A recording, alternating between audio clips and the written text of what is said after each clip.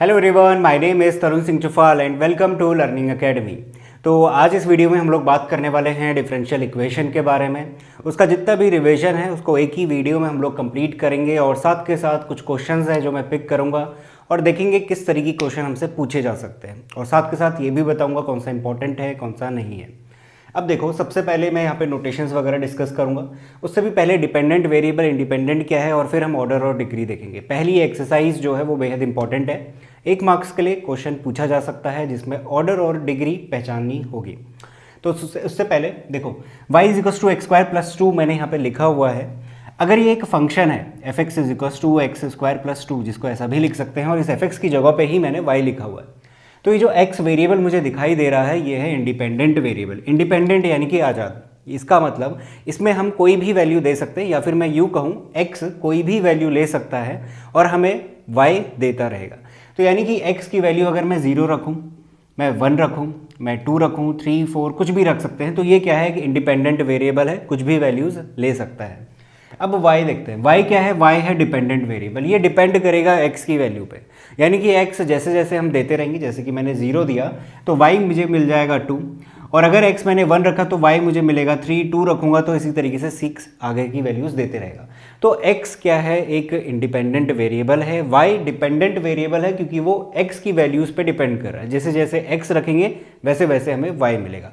तो एक छोटा सा हिंट था हमारे पास क्या, इंडिपेंडेंट और डिपेंडेंट वेरिएबल के बारे में। अब कुछ नोटेशंस हैं। नोटेशन में हमारे पास काम आने वाला है y dash, y double dash और y ट्रिपल डैश। इसी तरीके से इनको क्या कहा जाता है? dy by D x. ये है d2y by D x to, यानी कि अगर हम किसी y का 2 बार डिफ्रेंशिएट करें तो उसे इस तरीके से डिनोट करेंगे। 3 बार कर रहे हैं तो d3y upon D X cube, यहाँ पे 3 रहेगा, इसको ऐसे भी रीड करते हैं, और इसको y ट्रिपल डैश ऐसे भी लिख सकते हैं। अगर 4 ऑर्डर का है तो y ट्रिपल फोर, मतलब कि 4 बार हम क्या लगाएंगे? डैश लगाएंगे। बट इसके बाद जनरली हम लोग इस तरीके का नोटेशन शुरू करेंगे, यानी कि डी की पावर 4 y अपॉन में डी एक्स की पावर 4। तो इस तरीके से भी इसे रीड करा जा सकता है। तो इसके बाद जितने भी होते हैं, 4 है, 5 है, 6 है, जितना भी है उसको हम इस तरीके से डिनोट करेंगे, क्योंकि y और फिर उतने सारे डैश लगाना थोड़ा सा कन्फ्यूजन हो जाता है। अब देखते हैं ऑर्डर। इंपॉर्टेंट है ऑर्डर समझना। उससे भी पहले डिफरेंशियल इक्वेशन क्या होती है वो समझ लेते हैं। हमारे पास अगर कोई भी इक्वेशन है, मैंने यहाँ 5 इक्वेशंस लिखी हुई हैं, सारी की सारी डिफरेंशियल इक्वेशन है। क्यों है? क्योंकि यहाँ पे मुझे dy बाई डी एक्स वाला जो टर्म है वो दिखाई दे रहा है। तो ऐसी इक्वेशन जहाँ पे हमें dy by D x something दिखाई दे, वो सारे के सारे डिफरेंशियल इक्वेशन कहलाते हैं। अब हमें इसमें पहचानना है ऑर्डर कितना होगा। इन पाँचों के 5 में हम ऑर्डर जानने वाले हैं। अच्छा, उससे पहले एक चीज़ जान लो, ऑर्डर हमेशा हमारे पास डिफाइंड रहेगा। डिग्री की जब मैं बात करूंगा, अभी इसके बाद मैं डिग्री बताने वाला हूं, वो कभी डिफाइंड होता है कभी नहीं डिफाइंड होता है, बट ऑर्डर हमेशा डिफाइंड रहेगा। तो ऑर्डर क्या होता है वो देख लेते हैं। ये मेरे पास पहली डिफरेंशियल इक्वेशन है। ऑर्डर देखने के लिए हमेशा ये देखना कि उस पूरी डिफरेंशियल इक्वेशन में जो भी dy बाई डी एक्स वाली टर्म है वो कितनी बार डिफरेंशिएट करके रखी गई है। जैसे कि इस केस में है dy बाई डी एक्स, कितनी बार डिफरेंशिएट करके रखा है? एक बार। ये एक ही बार को तो डिनोट करता है, यानी कि इसका ऑर्डर कितना होगा? 1 होगा। तो ये हमारे पास इसका आंसर निकलेगा 1। इस वाले में देखो, सेकंड वाले में ये भी एक डिफरेंशियल इक्वेशन है। यहाँ पे हमारे पास मैक्सिमम कितनी बार डिफरेंशिएट करके रखा गया है? 2 बार। d2y upon D x two, dy by D x भी है बट वो क्या है? 1 बार है, बट हमें चुनना होता है मैक्सिमम वाला। तो इस केस में मेरे पास जो ऑर्डर रहेगा वो रहेगा 2। तो साथ के साथ मैं आंसर भी लिख रहा हूँ। थर्ड केस देख लो, dy बाई डी एक्स का whole square plus cos x is equal to 0। यहाँ पे कन्फ्यूजन होता है। यहाँ पे देखो, इस बात का ये मतलब है कि dy बाई डी एक्स जो भी आ रहा है उसे क्या करा है? 2 बार मल्टीप्लाई करा गया है। ऐसे ही तो करते हैं हम, x मल्टीप्लाई x है तो उसको लिख देते हैं एक्स स्क्वायर। वैसे ही कुछ है, dy बाई डी एक्स है उसको 2 बार मल्टीप्लाई करा, यानी कि dy बाई डी एक्स का होल स्क्वायर बन रहा है। तो कुछ बच्चे इसको कहते हैं ऑर्डर 2 है, बट ऐसा नहीं है। ऑर्डर तो एक ही रहेगा, एक ही बार तो डिफ्रेंशिएट करके रखा गया है। तो ऑर्डर कितना रहेगा? इसका 1 रहेगा। तो इस बात का ध्यान रखना। फोर्थ वाले में भी देखो, यहाँ पे है dy बाई डी एक्स, इसका होल स्क्वायर भले ही करा है बट अगेन ऑर्डर कितना है, यानी कि इसका ऑर्डर कितना है? 1 है। इस वाले की बात करो। बट अगर पूरे इक्वेशन की बात करूंगा, इक्वेशन में हमें मैक्सिमम देखना होता है। तो मैक्सिमम देखो ये है d2y by D x to, तो इसका ऑर्डर कितना होगा? 2 रहेगा। फिफ्थ वाला देखते हैं। फिफ्थ वाले में देखो, 3 sin x plus d2y by D x two plus d3y upon D X cube का whole square is equal to 4। Again हम चेक करेंगे ऑर्डर सबसे ज़्यादा किसका है, वो है ये। अब इस केस में ये मत कह देना 3 मल्टीप्लाई 2 कर दिया तो 6 ऑर्डर हो गया, ऐसा नहीं है। देखो d3y/dx3 यानी कि डिफ्रेंशिएट कितनी बार रखा गया है, मैक्सिमम 3 बार। वो तो उसका होल स्क्वायर है, यानी कि d3y/dx3 2 बार आ रहा होगा, जिसको कि रिप्रेजेंट इस तरीके से कर दिया कि मल्टीप्लिकेशन की फॉर्म है और स्क्वायर लगा दिया। बट ऑर्डर अगर पूछा जाएगा आपसे तो वो है हमारे पास 3। तो इस तरीके से हमें ऑर्डर चेक करने होते हैं। तो सिंपल सा क्वेश्चन पूछा जाएगा, आपको इक्वेशन पकड़ा देगा, वहाँ पे हमें ऑर्डर देना है। और इस बात का ध्यान रखना, ऑर्डर हमेशा डिफाइंड रखता है, हमारे पास वैल्यू ज़रूर मिल रही होगी, पॉजिटिव की मिल रही होगी, ठीक है। तो इसे नोट करो। इसके बाद हम डिग्री के बारे में समझते हैं। तो डिग्री की बात करते हैं। ये टॉपिक थोड़ा सा कंफ्यूज करता है बच्चों को, क्योंकि ऑर्डर जब भी हमारे पास गिवन रहता है वो हमेशा डिफाइंड रहता है, कोई ना कोई वैल्यू ज़रूर मिलती है। डिग्री में कभी डिफाइंड होता है, कभी नहीं होता है। तो समझ लो अच्छे से, सारी चीज़ें यहीं पे क्लियर हो जाएंगी। देखो, डिग्री के लिए हमारे पास जब भी आपको कन्फ्यूजन होगा ना, आप इसके पास आना, ax² + bx + c = 0। ये सब कुछ क्या है अभी बताता हूँ। बट हमने क्या पढ़े हुए हैं, पॉलिनोमियल पढ़े हुए हैं। पॉलिनोमियल में क्या होता है, मैं वाली बात कर रहा हूँ इक्वेशंस की। पॉलिनोमियल में क्या होता है, हमारे पास क्यूबिक देखने को मिलती है, फिर क्वाड्रेटिक भी देखने को मिलती है। तो मैं यहाँ पे एक क्यूबिक वाली भी लिख लेता हूँ, px² + cx + d = 0, ठीक है।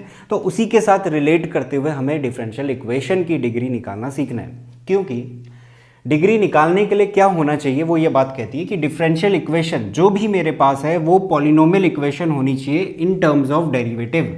अब इस बात का क्या मतलब है वो देखते हैं। बट ये क्या है, एक रिक्वायरमेंट है कि अगर मेरे पास कोई डिफरेंशियल इक्वेशन गिवन है, इतनी सारी लिखी हुई है मैंने, यही चीज़ें लगाएंगे। रिक्वायरमेंट ये कहती है कि अगर उस डिफरेंशियल इक्वेशन में मुझे डेरिवेटिव के टर्म्स में वो पॉलिनोमियल इक्वेशन की तरह दिखता है तो उसकी डिग्री डिफाइंड रहेगी, और फिर हम उसकी डिग्री फाइंड आउट कर रहे होंगे। तो मैंने अभी ये नहीं बताया है कि डिग्री कैसे निकालनी होती है, बस इतना बता रहा हूँ, ये चेक करना है डिग्री निकालने के लिए। अब इस बात का क्या मतलब है, देखो हमने सीखे हुए हैं पॉलिनोमियल्स, ठीक हो गया। पॉलिनोमियल अगर मैं इसकी बात करूं, ये है क्वाड्रेटिक इक्वेशन। पॉलिनोमियल में तो सारी डिग्रीज आ जाती हैं, बट मैं यहाँ पे सिर्फ 2 ले रहा हूँ। ये है क्वाड्रेटिक पॉलिनोमियल, जो किसके टर्म्स में लिखा गया है, एक्स के टर्म में लिखा गया है। ये वाली है क्यूबिक, जो अगेन किसके टर्म में लिखा गया है, एक्स के टर्म में लिखा गया है, जिसकी डिग्री कितनी बन रही है, मैक्सिमम 3 बन रही है। अच्छा, यहाँ पे क्या बोला, यहाँ पे बोला कि पॉलिनोमियल इक्वेशन होनी चाहिए किसके टर्म में, डेरिवेटिव के टर्म में। यानी कि अगर मैं बात करूँ इन जनरल में लिखूँ तो मुझे कुछ ऐसा मिलना चाहिए, a dy/dx का होल स्क्वायर, इसके साथ कंपेयर करवा रहा हूँ, प्लस b x की जगह पे dy/dx प्लस c = 0। ये क्या बन के आया, ये एक पॉलिनोमियल इक्वेशन बन के आई। जो ये बात कर रहा है, पॉलिनोमियल इक्वेशन बन के आई, जो किसके टर्म में लिखी गई है, डेरिवेटिव के टर्म में लिखी गई है, यानी कि dy/dx के टर्म में। अब वो क्वेश्चन में हमारे पास अलग अलग तरीके से उसको दे देता है, कभी d2y/dx2 कहता है, कभी d3y/dx3 कहता है, बट बात तो वही है, डेरिवेटिव ही तो है। तो यानी कि अगर मेरे पास कुछ इस फॉर्म का दिख रहा होगा, ये तो बस एक जनरल सी फॉर्म मैंने बना के रख दी इसके साथ रिलेट करवाते हुए, अगर इस फॉर्म का दिख रहा होगा तो ही उसकी डिग्री डिफाइंड रहेगी, फिर हम उसकी डिग्री फाइंड आउट करके लाएंगे।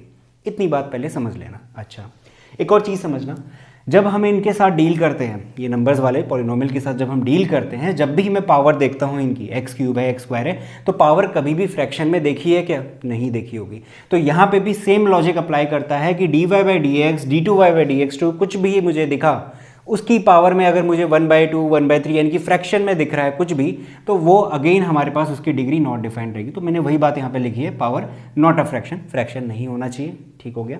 क्या होना चाहिए, ये होना चाहिए कि जो भी पावर मुझे दिखे पॉजिटिव इंटीग्रल इंडेक्स रहना चाहिए। इंडेक्स का मतलब भी वही होता है पावर, यानी कि इंटीजर की फॉर्म में होना चाहिए, और क्या होना चाहिए, पॉजिटिव, यानी कि 2 चलेगा, 1 चलेगा, 0 भी चलेगा, बट नेगेटिव वाले नहीं चलेंगे और आगे के चल सकते हैं। इंडेक्स वाले, सॉरी फ्रैक्शन वाले नहीं चलेंगे। तो इतनी बात को आपको ध्यान में रखना है। अब यही सारी बातें मैं यहाँ पे अप्लाई करता हूँ एक एक करके, इन सभी में देखते हैं। पहले तो हम ये देखेंगे कि डिफाइंड हो भी रहे हैं या नहीं हो रहे। अब इस बात पे आते हैं, पहला वाला dy/dx + sin x = 0। इसको कंपेयर कर लो, यही फॉर्म तो लिखी हुई है, यानी कि dy/dx की जगह पे अगर मैं वेरिएबल x लिख देता हूँ, x + sin x = 0, क्या बन गई, एक पॉलिनोमियल इक्वेशन बन गई, जिसकी डिग्री कितनी है, 1 है, अगर मैं इसकी बात कर रहा हूँ। बट हमें तो इस पे रहना है। अब देखो, ये भी तो एक पॉलिनोमियल इक्वेशन है जिसमें कि किसके टर्म में लिखा गया है, डेरिवेटिव के टर्म में। डेरिवेटिव कौन है, dy/dx है। तो इसकी जो डिग्री आने वाली है वो डिफाइंड रहेगी। अब कैसे निकालनी है वो देखना। इसका हमने ऑर्डर कितना बताया था, 1 बताया था, ये ऑर्डर है, वो लिख रहा हूँ। ऑर्डर कितना आया था हमारे पास, 1 आया था। करना क्या होता है, जो भी इक्वेशन दी रहेगी उसकी अगर डिग्री डिफाइंड रह रही है, पहले तो आप ऐसे ही ऑब्जर्व करोगे जैसे मैंने अभी ऑब्जर्व करवाया, उसके बाद आप देखोगे उसका ऑर्डर कितना आ रहा है, जो भी मैक्सिमम ऑर्डर मिलेगा उसकी जो पावर आपको दिख रही है वो डिग्री कहलाएगी। अब ये है dy/dx, इसकी हमारे पास ऑर्डर 1 इसी में से मिल रहा था। इसकी पावर मुझे कितनी दिखाई दे रही है, 1 दिखाई दे रही है, तो इसकी जो डिग्री बनेगी वो कितनी बनेगी, 1 बनेगी। तो डिग्री ऐसे निकालते हैं। पहचानते कैसे हैं वो मैंने अभी आपको बताया। अभी कुछ और चीज़ें भी छूट रही हैं, बट वो जब जैसे जैसे क्वेश्चंस आएंगे वहाँ पे बताते रहूँगा। सेकंड वाले को देखो, क्या ये एक पॉलिनोमियल इक्वेशन है जो इन टर्म्स ऑफ डेरिवेटिव लिखा गया है? बिल्कुल है। देखो d2y/dx2 plus dy/dx plus 4y is equal to 0। इसको लिख लो, इसको ऐसा समझ लो कि ये एक्स स्क्वायर है मेरा, यहाँ की बात कर रहा हूँ। ये मेरे पास x है, ये है 4y इज इक्वल टू 0। तो है तो सही है क्या, पॉलिनोमियल इक्वेशन। और किसके टर्म में है, dy/dx के टर्म में है। और साथ के साथ ये भी देख लो, अच्छा पहले ऑर्डर देख लेते हैं क्योंकि हमें ऑर्डर चाहिए होगा, उसके बाद हम डिग्री पे जाएंगे। ऑर्डर कितना है, सबसे मैक्सिमम कितना दिख रहा है, सबसे मैक्सिमम 2 दिख रहा है। उसकी पावर कितनी दिख रही है, 1 दिख रही है, जो कि क्या है, पॉजिटिव है, फ्रैक्शन में नहीं है। तो इसका मतलब इसका जो डिग्री रहेगा वो कितना रहेगा, 1 रहेगा। तो ऐसे फाइंड आउट करते हैं। इसकी बात करता हूँ, इसका ऑर्डर हम निकाल चुके थे। इसका ऑर्डर कितना है, सबसे मैक्सिमम कितना है, 1 है। उसी की जो पावर मुझे दिखाई दे रही है क्या है, 2 है। तो ये मेरे पास क्या बन जाएगी, डिग्री बन जाएगी, जो कि पॉजिटिव है, पॉजिटिव इंटीग्रल है। फोर्थ वाले में अगेन हमारे पास ऑर्डर निकल चुका था। ऑर्डर कितना था, 2 आ रहा था। ऑर्डर जिसका भी आ रहा था, इसका आ रहा था, इसकी पावर देखना, यहाँ मत चले जाना, यहाँ कन्फ्यूजन होता है। यहाँ मुझे ये 2 ज़्यादा दिख रहा है तो कुछ बच्चे कहते हैं डिग्री 2 होगी, बट ऐसा नहीं है। मैंने क्या बोला है, जब हम डिग्री निकाल रहे हैं तो जो सबसे मैक्सिमम ऑर्डर है उसकी जो पावर है कितनी है, 1 है। तो यानी कि डिग्री कितनी रहेगी, 1 रहेगी। तो इस बात पर कन्फ्यूज़ बिल्कुल नहीं होना है। फिफ्थ वाला आखिरी देखते हैं। अगेन ये मेरे पास क्या है, एक पॉलिनोमियल इक्वेशन है इन टर्म्स ऑफ डेरिवेटिव। यहाँ पे सबसे ज़्यादा ऑर्डर कितना मिल रहा था, ऑर्डर मुझे मिल रहा था 3, और उसकी पावर देखो, उसकी पावर कितनी है, पॉजिटिव इंटीग्रल है, ठीक है, यानी कि डिफाइंड रहने वाला है। और डिग्री हमारे पास कितनी हो जाएगी, 2 हो जाएगी। तो ये तरीका होता है डिग्री फाइंड आउट करने का। अब यहाँ से ये जो 4 एग्जाम्पल बताने वाला हूँ, यहाँ से और चीज़ें क्लियर होंगी, क्योंकि यहाँ पे मुझे कुछ ऐसे टर्म मिलने वाले हैं जहाँ पे डिग्री नॉट डिफाइंड रहने वाली है, और वहाँ पे अच्छा सीखने को मिलता है। अब देखो, जितना भी कुछ था मैंने समझा दिया। अब एक और चीज़ मैं यहाँ पे ऑब्जर्व करवाना चाहता हूँ। जब भी हमारे पास पॉलिनोमियल इक्वेशन लिखी जाती, कभी भी आपने ऐसा नहीं देखा होगा कि ax² लिखा प्लस bx लिख दिया प्लस c की पावर में आपने x दे दिया फिर इज इक्वल टू 0। ऐसी कोई भी पॉलिनोमियल आपने नहीं देखी होगी। c के ऊपर कोई कांस्टेंट ज़रूर हो सकता था, बट अगेन x नहीं हो सकता, क्योंकि वो तो वेरिएबल है, उसी के रिस्पेक्ट में तो इक्वेशन लिखी गई है, तो वो चीज़ नहीं होती है। वही सेम लॉजिक हम यहाँ पे लगाएंगे। देखो क्या हमने बोला, डिफरेंशियल इक्वेशन जो भी पॉलिनोमियल इक्वेशन है इन टर्म्स ऑफ डेरिवेटिव रहती है, ठीक हो गया। यानी कि वहाँ पे भी अगेन यहाँ की डिफरेंशियल इक्वेशन की बात करूँ, ये वाली चीज़ फॉलो नहीं हो सकती। अब देखो y ट्रिपल लगाया है, यानी कि d3y/dx³ हो रहा है, प्लस y² प्लस e की पावर में y' चले गया। अभी हमने क्या सीखा, वो सारी पॉलिनोमियल इक्वेशंस जो कि डेरिवेटिव के टर्म में, ये है डेरिवेटिव के टर्म में, वो क्या है, एक तरीके से वेरिएबल का काम कर रहा है। अगर मैं इसके साथ रिलेट करवाऊँ, वेरिएबल का काम कर रहा है, तो वो ई की पावर में नहीं जा सकता। ई क्या होता है, कांस्टेंट ही तो होता है, 2.1 समथिंग इसकी वैल्यू मिल रही होती है, ये सीखा हुआ है हमने। तो यानी कि कांस्टेंट की पावर में क्या चलेगा, एक तरीके से वेरिएबल चलेगा। ये वही बात होगी जो यहाँ पे हमें देखने को मिल रही है। अब ऐसा वहाँ उस केस में नहीं हो सकता, तो यहाँ पे भी नहीं होगा। यानी कि इसकी जो डिग्री है वो है नॉट डिफाइंड। क्यों हो रहा है ऐसा, इसलिए हो रहा है क्योंकि ये एक पॉलिनोमियल इक्वेशन है, ठीक है, but in terms of derivative भी होना चाहिए था, और उसके टर्म्स में है, तो वो ये वाली कंडीशंस जो होती हैं उसको फुलफिल करना चाहिए। यहाँ पे वो वाली कंडीशन फुलफिल नहीं होती, तो ये भी नहीं होगी। तो यानी कि ये नॉट डिफाइंड का केस रहेगा। एक और चीज़ बता देता हूँ आपको यहीं पे, ई की पावर में अगर मुझे y' दिखा या फिर d2y/dx कुछ भी मुझे दिखा जो कि डेरिवेटिव है, या फिर साइन के अंदर मुझे एंगल के साथ दिखा, वो सारे के सारे नॉट डिफाइंड रहते हैं उनकी डिग्री, ठीक हो गया। ऑर्डर देखते हैं, ऑर्डर इसका ऑफकोर्स कितना रहेगा, ऑर्डर हमारे पास 3 मिलेगा। सबसे ज़्यादा कितने बार दिख रहा है, 3 बार डेरिवेटिव करा गया है। इसकी बात करते हैं। इस वाले में मेरे पास ऑर्डर कितना है, सबसे ज़्यादा कितनी बार डिफरेंशिएट करा गया है, 2 बार। ये है, यहाँ तो पावर है, ये इन दोनों की पावर है, तो 2 बार इसको क्या करा गया है, इसको डिफरेंशिएट करा गया है, तो ऑर्डर 2 हो गया। तो डिग्री भी इसी की देखी जाएगी, वो कितनी है, 1 है। और ये सब कुछ क्या है, डिफाइंड है। डिफाइंड क्यों है, क्योंकि सब कुछ हमारे पास क्या है, इन टर्म्स ऑफ डेरिवेटिव लिखा गया है, प्रॉपर तरीके से लिखा गया है, जो चीज़ यहाँ पे फॉलो हो रही होती है। ये वाला देखते हैं, y' plus y is equal to E की पावर x। अब यहाँ पे कुछ लोग कंफ्यूज करते हैं, इसका ऑर्डर तो बता देते हैं, ऑर्डर कितना होगा, 1 होगा, सिंपल है, एक ही बार डेरिवेटिव करा गया है। फिर जैसे कि मैंने यहाँ पे बताया ई की पावर y' है, तो वही समझ लेते कि ई पावर x है तो डिग्री भी नॉट डिफाइंड रहेगी। नहीं, ऐसा नहीं है। यहाँ पे क्या है, इन टर्म्स ऑफ डेरिवेटिव बोला गया था। अगर वो ई की पावर में है तो नॉट डिफाइंड होता है, बट ये तो x है, ये तो वेरिएबल है, ये हो सकता है यहाँ पे कुछ भी हो, वो चलेगा। बट ई की पावर में dy/dx या फिर d2y/dx2 वो सारी चीज़ें नहीं होनी थी, बट यहाँ पे है, तो कोई बात नहीं, ये फुलफिल कर रहा है। यानी कि ये क्या हो जाएगा, इसकी डिग्री कितनी हो जाएगी, जो ऑर्डर है उसकी पावर कितनी है, 1 है, तो डिग्री 1 हो जाएगी। तो ये डिफाइंड रहेगा, इस बात का ध्यान रखना। सेकंड वाला देखो, मेरे पास यहाँ सबसे ज़्यादा कितनी बार मैक्सिमम डिफरेंशिएट करके रखा गया है, 2 बार, तो ऑर्डर कितना हो जाएगा, 2 हो जाएगा। डिग्री कितनी होगी, कुछ लोग कहेंगे 3 होगी, बट एक चीज़ देखो, जो मेरे पास y डैश है वो तो साइन के साथ एंगल का काम कर रहा है, और ऐसा कुछ हमारे पास जब हम पॉलिनोमियल की बात कर रहे हो तो वहाँ पे देखने को नहीं मिलता, वो तो बाहर रहता है, वो एक वेरिएबल का काम करता है, बट ये तो साइन के साथ अंदर पड़ा हुआ है। तो यानी कि अगेन ये एक पॉलिनोमियल इक्वेशन का काम नहीं कर रहा है जो इन टर्म्स ऑफ डेरिवेटिव लिखा जाता है, तो इसका मतलब इसकी डिग्री नॉट डिफाइंड रहेगी। तो डिग्री क्या हो गई, नॉट डिफाइंड। तो जितना भी कुछ मैंने यहाँ पे आपको डिग्री के बारे में बताया, जितने भी एग्जाम्पल बताए, सब कुछ कवर हो गया है, बस इन्हीं बातों का आपको ध्यान देना है पेपर में भी। तो सारे क्वेश्चन बन जाएंगे आपके ऑर्डर और डिग्री से रिलेटेड, तो इसे नोट करो। इसके बाद मैं आपको नेक्स्ट टॉपिक बताता हूँ। समझने के बाद जो नेक्स्ट एक्सरसाइज है वहाँ पे हम जनरल सॉल्यूशन और पर्टिकुलर सॉल्यूशन के बीच में डिफरेंस देखेंगे, और वहाँ पे किस तरीके के क्वेश्चन पूछे जा सकते हैं उन्हें भी देखेंगे। तो सबसे पहले देखिए जनरल सॉल्यूशन क्या होता है। यहाँ पे जब हम डिफरेंशियल इक्वेशन पढ़ रहे हैं वही सेम बात है जैसा क्वाड्रेटिक इक्वेशन के साथ होता है। अगर मैं उसका एग्जांपल लूँ तो वहाँ पे हम इक्वेशन है, फिर उसके हम सॉल्यूशन निकाल रहे होते हैं, यानी एक्स की 2 वैल्यूज़ आती हैं जिनको उसमें पुट करने पे वो सेटिस्फाई कर रहा होता है। तो सेम लॉजिक यहाँ पे भी है, एक डिफरेंशियल इक्वेशन गिवन रहेगी, उसका सॉल्यूशन हमें निकालने होते हैं। 3 तरीके होते हैं करने के, अभी करेंगे, उनको भी रिवाइज करेंगे। तो वहाँ से हमारे पास कुछ सॉल्यूशन मिल रहा होता है। अब वो सॉल्यूशन क्या होता है, 2 टाइप के होते हैं। पहला टाइप कहलाता है जनरल सॉल्यूशन और दूसरा कहलाता है पर्टिकुलर सॉल्यूशन। अच्छा, जनरल सॉल्यूशन का ये मतलब है कि उस सॉल्यूशन में हमें आर्बिट्री कांस्टेंट देखने को मिलेगा। तो वही बात यहाँ पे लिखी है, जनरल सॉल्यूशन के पास क्या होता है, आर्बिट्री कांस्टेंट देखने को मिलता है। वही पर्टिकुलर सॉल्यूशन क्या होता है, जनरल सॉल्यूशन से ही मिल रहा होता है, जहाँ पे उस आर्बिट्री कांस्टेंट की हम वैल्यू फाइंड आउट कर रहे होते हैं। ये सारी बातें मैं अप्लाई करके बताऊंगा जब हम लोग वेरिएबल सेपरेबल मेथड देखेंगे, तो वहाँ पे हम जनरल सॉल्यूशन निकाल रहे होंगे, फिर पर्टिकुलर सॉल्यूशन भी उसी में निकाल कर रखेंगे।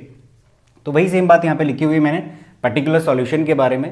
एक इंपॉर्टेंट बात आप नोट कर लेना कि किसी भी डिफरेंशियल इक्वेशन का अगर मैं उसका ऑर्डर फाइंड आउट करता हूँ, हमने ऑर्डर निकालने सीखे हैं, तो जितने ऑर्डर होते हैं उतने ही आर्बिट्री कांस्टेंट हमें देखने को मिलते हैं उसके जनरल सॉल्यूशन में। तो ये इंपॉर्टेंट बात है, इससे रिलेटेड एक एमसीक्यू भी बन सकता है जो मैं भी करवाऊंगा इसके जस्ट बाद। यहाँ पे मैं आपको डिफरेंस बता देता हूँ सॉल्यूशन के बीच में, यानी जनरल और पर्टिकुलर। देखिए यहाँ पे है verify is equals two is a solution of this. यहाँ पे इस एक्सरसाइज में जो क्वेश्चन रहते हैं वो इस टाइप के रहते हैं। अब ये इतना इंपॉर्टेंट नहीं है, बट आपको कैलकुलेशन वाइज समझने के लिए क्या चीज़ें हो रही हैं, क्या जनरल सॉल्यूशन होता है, क्या पर्टिकुलर होता है, तो इस एक्सरसाइज से 3 से 4 क्वेश्चन जरूर लगा लीजिए।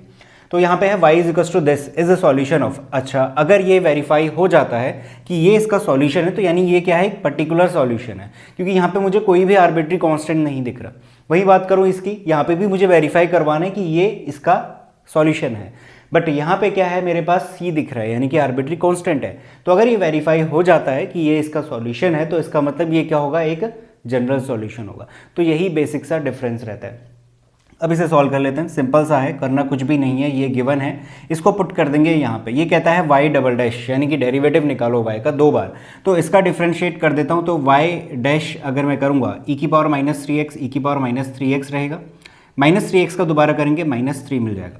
y डबल डैश करने पे अगेन -3 बाहर आएगा तो प्लस का 9 बन जाएगा, e की पावर -36। ये सारी चीज़ें हमें आती हैं, इस इक्वेशन में जस्ट पुट करना है।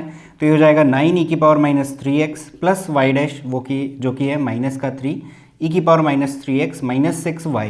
अब देखो यहाँ पे y है, इस y की वैल्यू में यहाँ से अगेन e के टर्म में लिख सकता हूँ, जो कि होगा e की पावर -3x। ये प्लस होकर माइनस का 9 बनेगा, इससे कैंसिल हो जाएगा, तो सब कुछ कैंसिल हो गया, इज इक्वल्स टू कितना आ गया 0। तो इस इक्वेशन में मैंने y double dash, y dash और y की वैल्यू रखी, पुट करा, वो सॉल्व हो रहा है और दोनों क्या आ रहे हैं, बराबर आ रहे हैं, यानी कि वेरीफाई हो रहा है। तो इसका मतलब ये क्या हो गया, एक सॉल्यूशन हो गया इस डिफरेंशियल इक्वेशन का। सिंपल सी चीज़ है। अगला वाला देखते हैं, ये वाले में हमारे पास वेरीफाई करवाना है this is a solution of this. अब इसको क्या करता हूँ मैं, डिफरेंशिएट करता हूँ। ध्यान देना, यहाँ पे x है, यहाँ पे y है, मल्टीप्लिकेशन में है, दोनों के दोनों अलग फंक्शन है, तो प्रोडक्ट रूल लगेगा।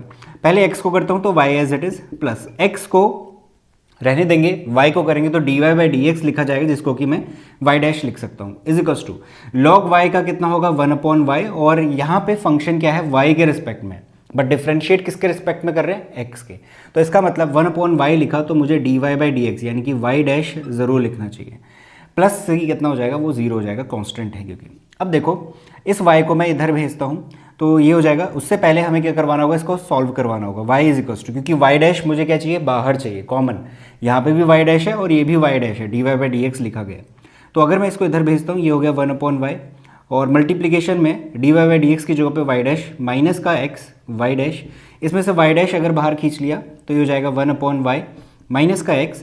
एलसीएम सॉल्व करूंगा, ये सब कुछ क्या है, इसके बराबर है, सब कुछ इसके साथ जाएगा तो y एलसीएम लिया जाएगा, इसको मल्टीप्लाई करेगा तो ये हो जाएगा y स्क्वायर, और उसको इधर डिवीजन में भेज देंगे तो 1/1 माइनस कितना x y is equals to किसके बराबर, y डैश के बराबर। तो यही हमें सेटिस्फाई करवाना था, यानी कि वेरिफिकेशन है। अब ज़रूरी नहीं हर बार हम क्या करें, इसको सॉल्व करके यहाँ पे पुट करवाएं फिर इक्वल्स टू 0 बने। कभी कभार ऐसा भी होता है कि आप सिंपल इसको डिफ्रेंशिएट कर रहे हो, वो खुद ब खुद इसके बराबर आ जाता है। तो वही चीज़ यहाँ पे हो रही है, y dash is equals to y square upon 1 minus x y. इसका मतलब ये क्या है, हमारे पास वेरीफाई हो रहा है कि ये इसका सॉल्यूशन है, और कैसा है, जनरल सॉल्यूशन है। तो इन चीज़ों का ध्यान रखना। अब मैं 2 MCQ करवाता हूं जो इस टॉपिक पे बेस्ड है, आर्बिट्री कांस्टेंट वाले पे, तो इसे नोट करो, इसके बाद वही MCQ करते हैं। तो MCQ देखते हैं, आखिरी के 2 MCQ हैं जो आर्बिट्री कांस्टेंट पे बेस्ड रहेंगे। यहाँ पे हमसे कहता है the number of arbitrary constant in general solution of a differential equation of 4th order are. अभी मैंने आपको एक बात बताई कि डिफरेंशियल इक्वेशन का जितना ऑर्डर रहेगा उतने ही आर्बिट्री कांस्टेंट हमें देखने को मिलेंगे किसी जनरल सॉल्यूशन में। वही बात तो यहाँ पे पूछना चाह रहा है कि आर्बिट्री कांस्टेंट बताओ कितने होंगे जनरल सॉल्यूशन में एक ऐसी डिफरेंशियल इक्वेशन के जिसका ऑर्डर कितना है, 4 है। इसका मतलब आर्बिट्री कांस्टेंट कितने देखने को मिलेंगे, 4 देखने को मिलेंगे। तो इस तरीके के क्वेश्चन पूछे जा सकते हैं जो कि इंपॉर्टेंट है 1 मार्क्स के लिए। दूसरे क्वेश्चन में देखो, the number of arbitrary constant in particular solution में कितने आर्बिट्री कांस्टेंट होंगे कह रहा है, of differential equation of order 3, जिस डिफरेंशियल इक्वेशन का ऑर्डर कितना है, 3 है। अब पर्टिकुलर सॉल्यूशन मैंने अभी भी बताया कि जनरल सॉल्यूशन से ही मिल रहा होता है जहां पे हम कांस्टेंट, आर्बिट्री कांस्टेंट की वैल्यू रख रहे होते हैं। इसका मतलब पर्टिकुलर सॉल्यूशन के पास जो भी आर्बिट्री कांस्टेंट है वो कितने होंगे ही नहीं, 0 होंगे, कहने का मतलब ये है। तो पर्टिकुलर सॉल्यूशन के पास जब भी पूछा जाएगा कितने आर्बिट्री कांस्टेंट है, कुछ भी ऑर्डर रहे डिफरेंशियल इक्वेशन का, 3 है, 4 है, 5 है, कुछ भी हो, नंबर ऑफ आर्बिट्री कांस्टेंट कितने रहने वाले हैं, 0 रहने वाले, इस बात का ध्यान देना। तो ये क्या हो जाएगा, ऑप्शन नंबर पहला वाला सही रहेगा। इसमें हमारे पास ये जो ऑर्डर 3 गिवन है जस्ट कंफ्यूज करने के लिए, तो इस तरीके क्वेश्चन आए तो वहाँ पे आपको ध्यान देना है। तो इस एक्सरसाइज में ये जो दूसरी एक्सरसाइज रहती है जहाँ पे जनरल और पर्टिकुलर के बारे में डिफरेंस हमें देखना होता है और ये चीज़ का भी पता होना चाहिए, वो दोनों की दोनों मैंने आपको बता दी हैं। इसके अलावा आप क्वेश्चंस अटेम्प्ट कर सकते हो, ज़्यादा करने की ज़रूरत नहीं है, बस प्रैक्टिस बेस्ड है, यहाँ से ज़्यादा इतने चांसेस नहीं रहते हैं कुछ भी क्वेश्चन पूछने के। तो इसके बाद मैं आपको नेक्स्ट एक्सरसाइज बताता हूँ। तो सबसे पहला मेथड देखते हैं, वेरिएबल सेपरेबल मेथड। ये आपको ऑलरेडी मालूम है कि डिफरेंशियल इक्वेशन गिवन रहेगी, उसके सॉल्यूशन हमें फाइंड आउट करने होते हैं और कुल मिला के 3 तरीके होते हैं। पहला वेरिएबल सेपरेबल, जिससे रिलेटेड मैं कुछ 5 से 6 क्वेश्चंस करवाने वाला हूँ, फिर होमोजीनियस, और उसके बाद आखिरी वाला लीनियर डिफरेंशियल इक्वेशन, जिसमें पहली जो फॉर्म है वो हमारे पास है अभी फिलहाल अकॉर्डिंग टू रिड्यूस सिलेबस की अगर मैं बात करूँ तो उन सबको हमें देखना है कि कैसे उनका सॉल्यूशन निकलता है। तो एक एक करके लेते हैं। सबसे पहले वेरिएबल सेपरेबल, जैसा कि नाम है, यहाँ पे हमारे पास एक डिफरेंशियल इक्वेशन गिवन रहेगी, हम वेरिएबल को सेपरेट करेंगे और उसका आंसर फाइंड आउट करके लाएंगे। अब जैसे कि पहला क्वेश्चन है, यहाँ पे अगेन पर्टिकुलर सॉल्यूशन और जनरल सॉल्यूशन, इन दोनों में डिफरेंस जो हमने सीखा हुआ है वो ज़रूर काम आने वाला है। देखना, यहाँ पे कहता है फाइंड करो जनरल सॉल्यूशन इस डिफरेंशियल इक्वेशन का। ये एक डिफरेंशियल इक्वेशन है क्योंकि यहाँ पे मुझे dy बाई डी एक्स दिख गया। अब मैं इसे क्या करूँगा, वेरिएबल सेपरेबल से सॉल्व करूँगा। एक और बात, क्वेश्चन जब पेपर में हमें दिखता है तो वहाँ पे वो बोलेगा नहीं कि इसको वेरिएबल सेपरेबल से सॉल्व करो या होमोजीनियस, ये चीज़ आपको पता होगी, वहाँ पे हमें खुद जज करना पड़ता है। अब प्रॉब्लम ये आती है कि कैसे जज करना होता है। अब जब आप क्वेश्चन करने बैठोगे, आप 10 क्वेश्चन वेरिएबल सेपरेबल के करोगे, 10 क्वेश्चन होमोजीनियस के, फिर 10 लीनियर के करोगे, तो खुद ब खुद समझ जाओगे क्या डिफरेंस रहता है। तो उसमें कोई घबराने वाली बात है नहीं, जस्ट प्रैक्टिस करिए और समझिए क्या चीज़ें हम सीख रहे हैं, कैसे कैसे हमें फाइंड करना होता है। अब देखो, जनरल सॉल्यूशन निकालना है। जनरल सॉल्यूशन जैसा कि मैंने बोला, वहाँ पे हमें दिख रहा होगा आर्बिट्री कांस्टेंट, तो इसके सॉल्यूशन में भी हमें आर्बिट्री कांस्टेंट देखने को मिलेगा। फाइंड करते हैं। ये हो गया मेरे पास, वेरिएबल सेपरेट कर दो, यानी कि x वाला x के साथ, dx के साथ, और y वाला dy के साथ। अब देखो, ये 1/y² है, इसको dy के नीचे भेज देता हूँ, dy/1 + y² is equal to, इस dx को क्रॉस मल्टीप्लाई करवा के उधर भेज देते हैं। अब बस कुछ नहीं करना, इसके बाद क्या करना होता है, इंटीग्रेट करना होता है। ये मेथड रहता है, तो इंटीग्रेट करूंगा, integrating on both side. Integrate करेंगे, ये हमारे पास क्या होता है, फॉर्मूला होता है, हमने सीखा हुआ है 1/x² प्लस a² dx अगर कहीं पे दिखता है तो उसका फॉर्मूला होता है tan inverse x/a plus c। अब जाके तो फॉर्मूले आपको याद हो ही जाने चाहिए। इंटीग्रेशन कर चुके हैं, डिफरेंशियल इक्वेशन में पहुंच गए हैं।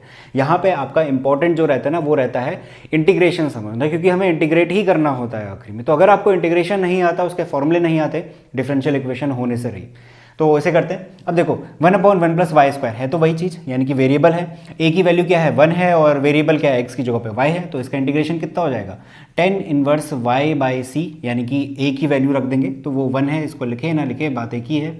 यहाँ पे हो जाएगा tan inverse x plus c, क्या कर देते हैं लास्ट में आखिरी में एक कांस्टेंट ऐड कर देंगे जो कि आर्बिट्री कांस्टेंट है। ये एक रिक्वायर्ड सॉल्यूशन हो गया। अब यहाँ पे एक कन्फ्यूजन रहता है बच्चों को कि हमने इंटीग्रेट तो कर दिया और ये है एक इंडेफिनेट इंटीग्रल, यानी कि यहाँ पे हमें दोनों जगहों पे, यहाँ पे भी और यहाँ पे दोनों जगहों पे कांस्टेंट लिखना चाहिए था, क्योंकि वहाँ पे इंटीग्रेशन करते हुए कांस्टेंट आता है। ठीक है, बात सही है। अगर मैं बस वो स्टेप नहीं लिख रहा हूँ, मैं यहाँ पे जो भी कांस्टेंट है, यहाँ पे जो भी कांस्टेंट आया है, दोनों का नाम एक तरीके से मैं सी ही बोल दे रहा हूँ, तो वो चीज़ आप लिख भी सकते हो, स्किप भी कर सकते हो। वो अंडरस्टूड है कि यहाँ से जो भी कांस्टेंट आया वो इसके साथ एडजस्ट हो चुका है।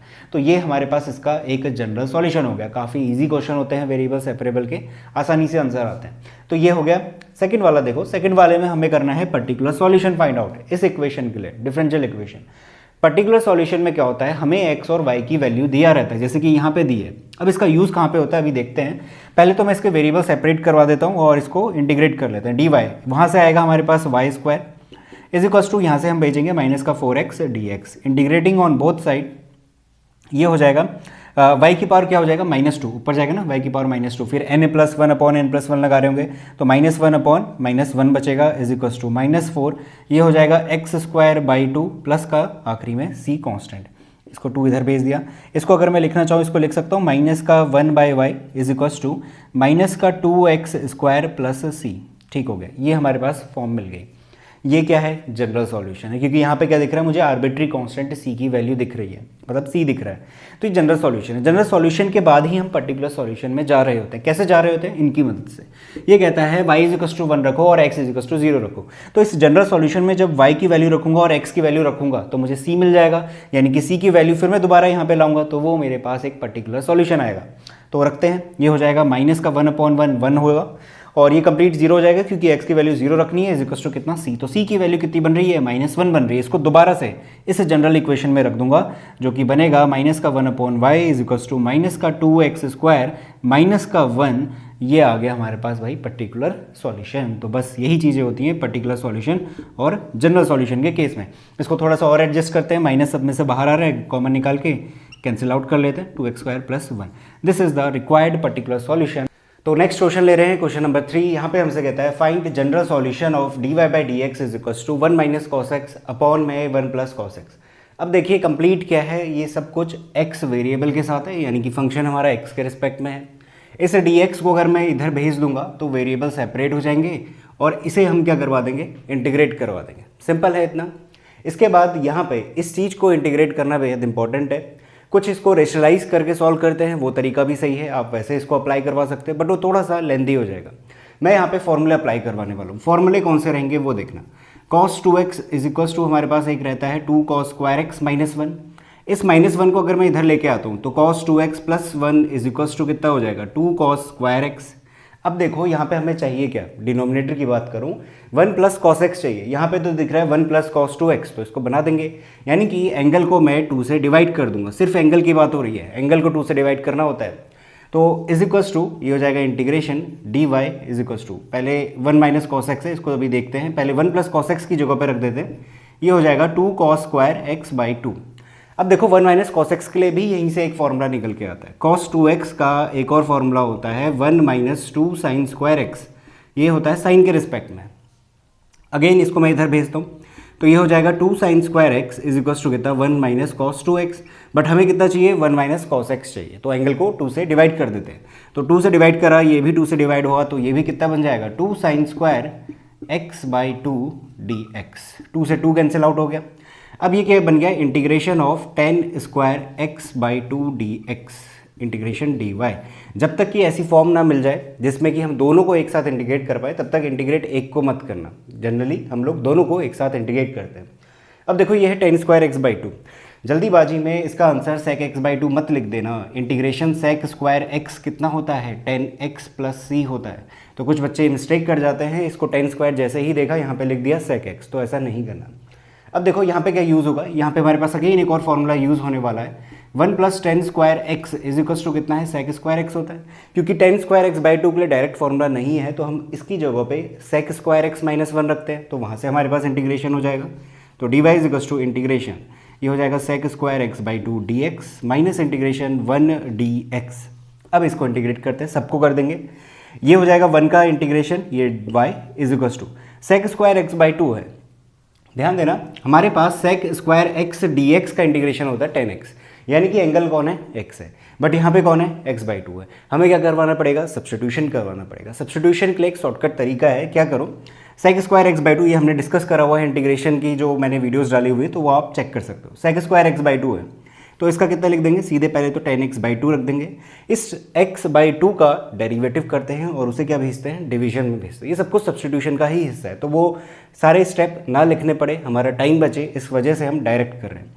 x बाई टू का डेरिवेटिव करोगे वो कितना बनेगा, 1 बाई टू, तो 1 अपॉन टू ऊपर चले जाएगा, माइनस का x प्लस सी। तो फाइनल आंसर हो गया y is equals to 10x by two minus X plus C. तो ये हमारे पास जनरल सॉल्यूशन आ गया, उसने जनरल सॉल्यूशन के लिए बोला हुआ है सिर्फ, तो इसे नोट करो। इसके बाद हम नेक्स्ट क्वेश्चन देखते हैं। तो क्वेश्चन नंबर 4 देखते हैं वेरिएबल सेपरेबल का। ये थोड़ा सा लेंदी क्वेश्चन है और अगेन इंटीग्रेशन बेहद इंपॉर्टेंट है।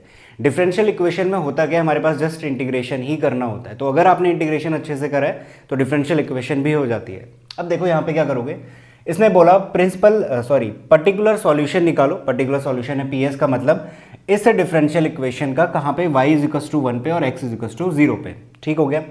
सबसे पहले यहाँ पे वेरिएबल सेपरेट करवा देते हैं। ये भी मुझे x का फंक्शन है, ये भी x का फंक्शन है, सबको डिवीजन भेज के dx के साथ भेज दिया, तो dy is equals to this, ऐसा कुछ हमें दिख गया।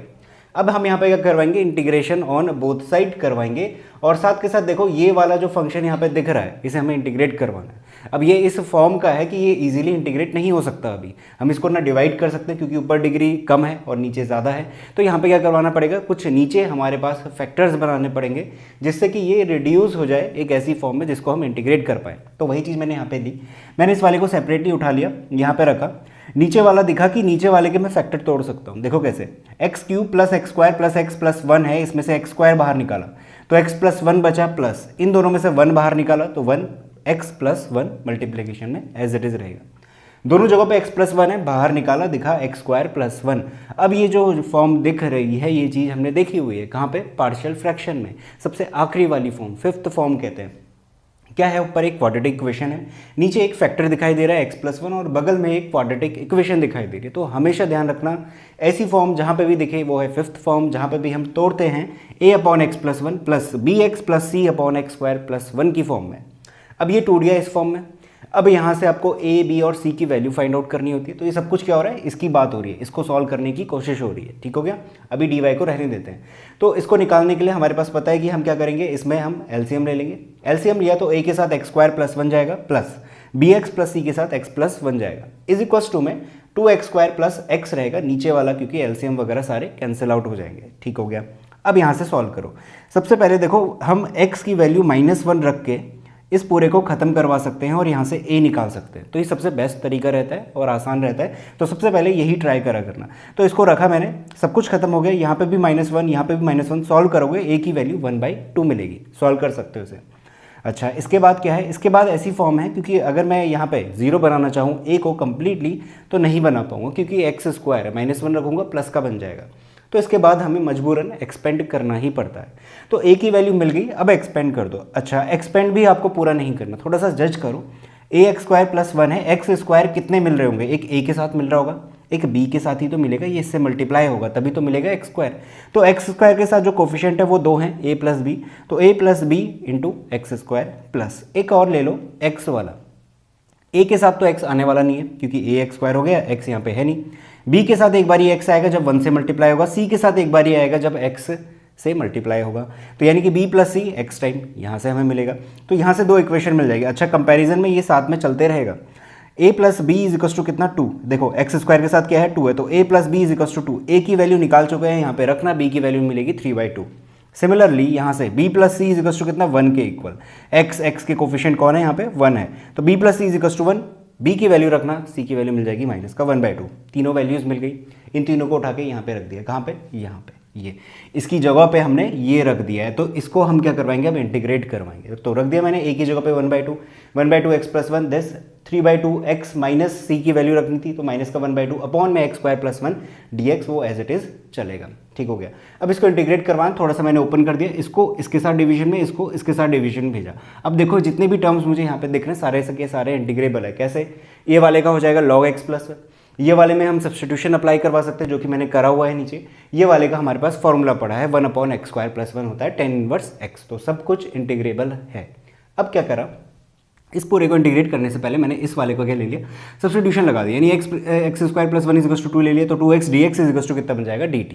आगे वाले स्टेप में देखो क्या होगा, 3/2 बाहर ऑलरेडी था, x dx की जगह पे dt/2 रिप्लेस होगा, ये 2 को उधर भेजना पड़ेगा, तो dt/2 बाहर मल्टीप्लाई में क्या है 2 है, तो 1/4 बन गया, तो 3/4 इंटीग्रेशन dt अपॉन, इसको t माना तो वो एज इट इज हो गया, बाकी दोनों के दोनों मैंने एज इट इज रखवा दी। Integration is equal to dy के रख देंगे, क्योंकि इस वाले का ही तो इंटीग्रेशन इसके बराबर रखना है, तभी तो हमारे पास y की वैल्यू मिलेगी, यानी कि इक्वेशन का सॉल्यूशन मिलेगा, तो ये रखा, इंटीग्रेट कर दिया सबको, इंटीग्रेशन आपको आता है y इज इक्वल टू कितना हो गया 1/2 log x plus 1 plus 3/4 log t की वैल्यू x स्क्वायर प्लस 1 थी, वो सब कुछ रख दिया, प्लस आखिरी में c लगा दिया। अब हमें निकालना है पर्टिकुलर सॉल्यूशन, पर्टिकुलर सॉल्यूशन के लिए y की जगह पे 1 रखो, x की जगह पे 0 रखो, तो यहाँ पे सिंपल हमारे पास हो गया y की जगह पे 1 रखता हूँ इज इक्वल्स टू, अब देखो यहाँ पे सब जगह पे x की जगह पे 0 रखो, log 1 मिलेगा, log 1 हमें पता है उसकी वैल्यू 0 होती है, अगर आपको नहीं याद है तो इसको लिख लो, यहाँ पे भी 0, log 1 मिलेगा, 0 हो गया, tan इनवर्स x, यहाँ पे मैं 0 रखूंगा, अब tan की वैल्यू 0 कब मिलती है, tan 0 पे, देखो ये ऐसे होगा ना, tan इनवर्स 0 है, tan इनवर्स 0 रखना है, tan 0 की वैल्यू कब मिलती है 0 डिग्री पे, तो ये हो जाएगा tan 0, tan इनवर्स से tan चले जाएगा, 0 मुझे मिल जाएगा, अगेन कंप्लीट कितना हो रहा है 0 हो रहा है, तो यहाँ से मिल गया simply c is equal to कितना 1, इसको दोबारा उठा के यहाँ पे रख देना, और ये कंप्लीट हमारे पास क्या कहलाएगा, इसका पर्टिकुलर सॉल्यूशन कहलाएगा। अब प्रॉब्लम कहाँ पे आती है, ये है एनसीईआरटी का क्वेश्चन, तो हो सकता है पीछे एनसीईआरटी में ये चीज़ ना गिवन हो, वो कुछ अलग तरीके से एडजस्ट करेगा, क्योंकि यहाँ पे हमें दिख रहा है कि लॉगरिथमिक दिख रहा है, तो यहाँ पे वो प्रॉपर्टीज़ लगा रहा होगा, तो उसमें परेशान होने की कोई बात नहीं होती है, हमारे पास आंसर वेरी कर सकते हैं, क्योंकि हम जो तरीका अपना रहे हैं हो सकता है एनसीईआरटी किसी और तरीके से उसका आंसर ला के दे रही हो। अगर आपका प्रोसीजर बिल्कुल सही है, आपने सही फॉर्मूले अप्लाई करें, तो एग्जामिनर आपके मार्क्स नहीं काटने वाला। हाँ, अगर आप ऐसी मिस्टेक करते हो कि ये वाला फॉर्मूले का आंसर tan इनवर्स x होता है, उसकी जगह पे कुछ और लिख के आ रहे हो, तो आंसर हमारा ऑफकोर्स गलत माना जाएगा, बट अभी फिलहाल इस केस में ये गलत नहीं है, बिल्कुल सही आंसर है, तो c की वैल्यू 1 रख के इसको खत्म करते हैं। तो इस तरीके के लेंदी क्वेश्चन भी आपको देखने को मिल सकते हैं, प्रिपेयर रहिए, इंटीग्रेशन की जितनी हो सकती है उतनी प्रैक्टिस करिए, तो साथ के साथ आपकी डिफरेंशियल इक्वेशन की भी प्रैक्टिस हो रही है, ये मान के चलिए, तो उसे नोट करो, इसके बाद मैं नेक्स्ट क्वेश्चन बताता हूँ। तो अगला क्वेश्चन लेते हैं। अब जो क्वेश्चन मैंने लिया है ये है वर्ड प्रॉब्लम पे बेस्ड क्वेश्चन, यहाँ पे हमें डिफरेंशियल इक्वेशन बनानी पड़ेगी और उसके बाद हम उसको डिफरेंशिएट कर रहे होंगे, यानी कि इंटीग्रेट कर रहे होंगे, सॉल्यूशन निकाल रहे होंगे।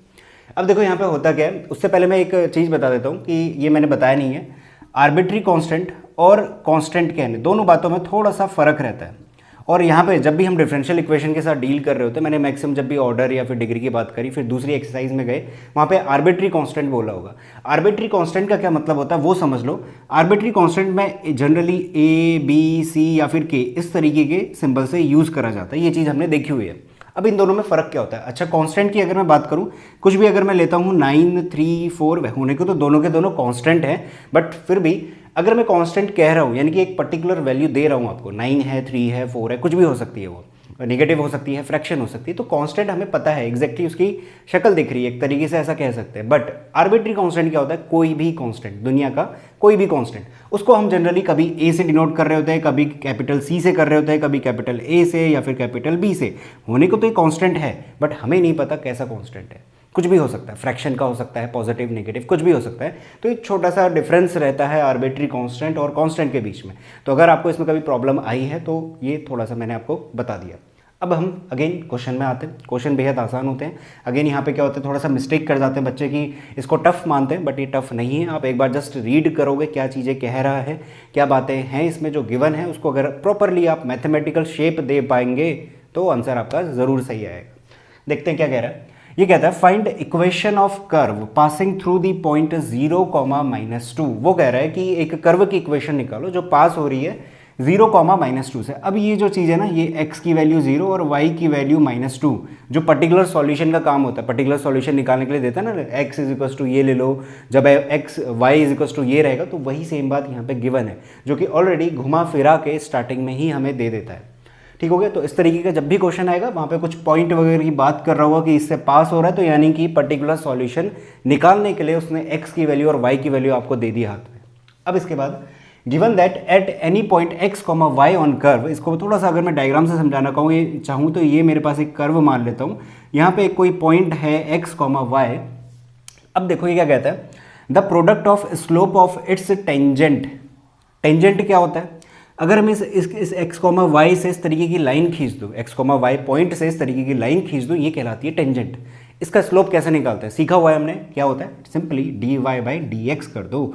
यानी कि अगर मेरे पास कर्व की इक्वेशन गिवन है, मान लेता हूँ y is to f x something given है, इस कर्व का अगर मैं डेरिवेटिव निकालता हूँ जो कि dy/dx होगा, वो क्या देता है, इस टेंजेंट का स्लोप ला के देता है। ये सब कुछ हमने सीखा हुआ है। ठीक हो गया।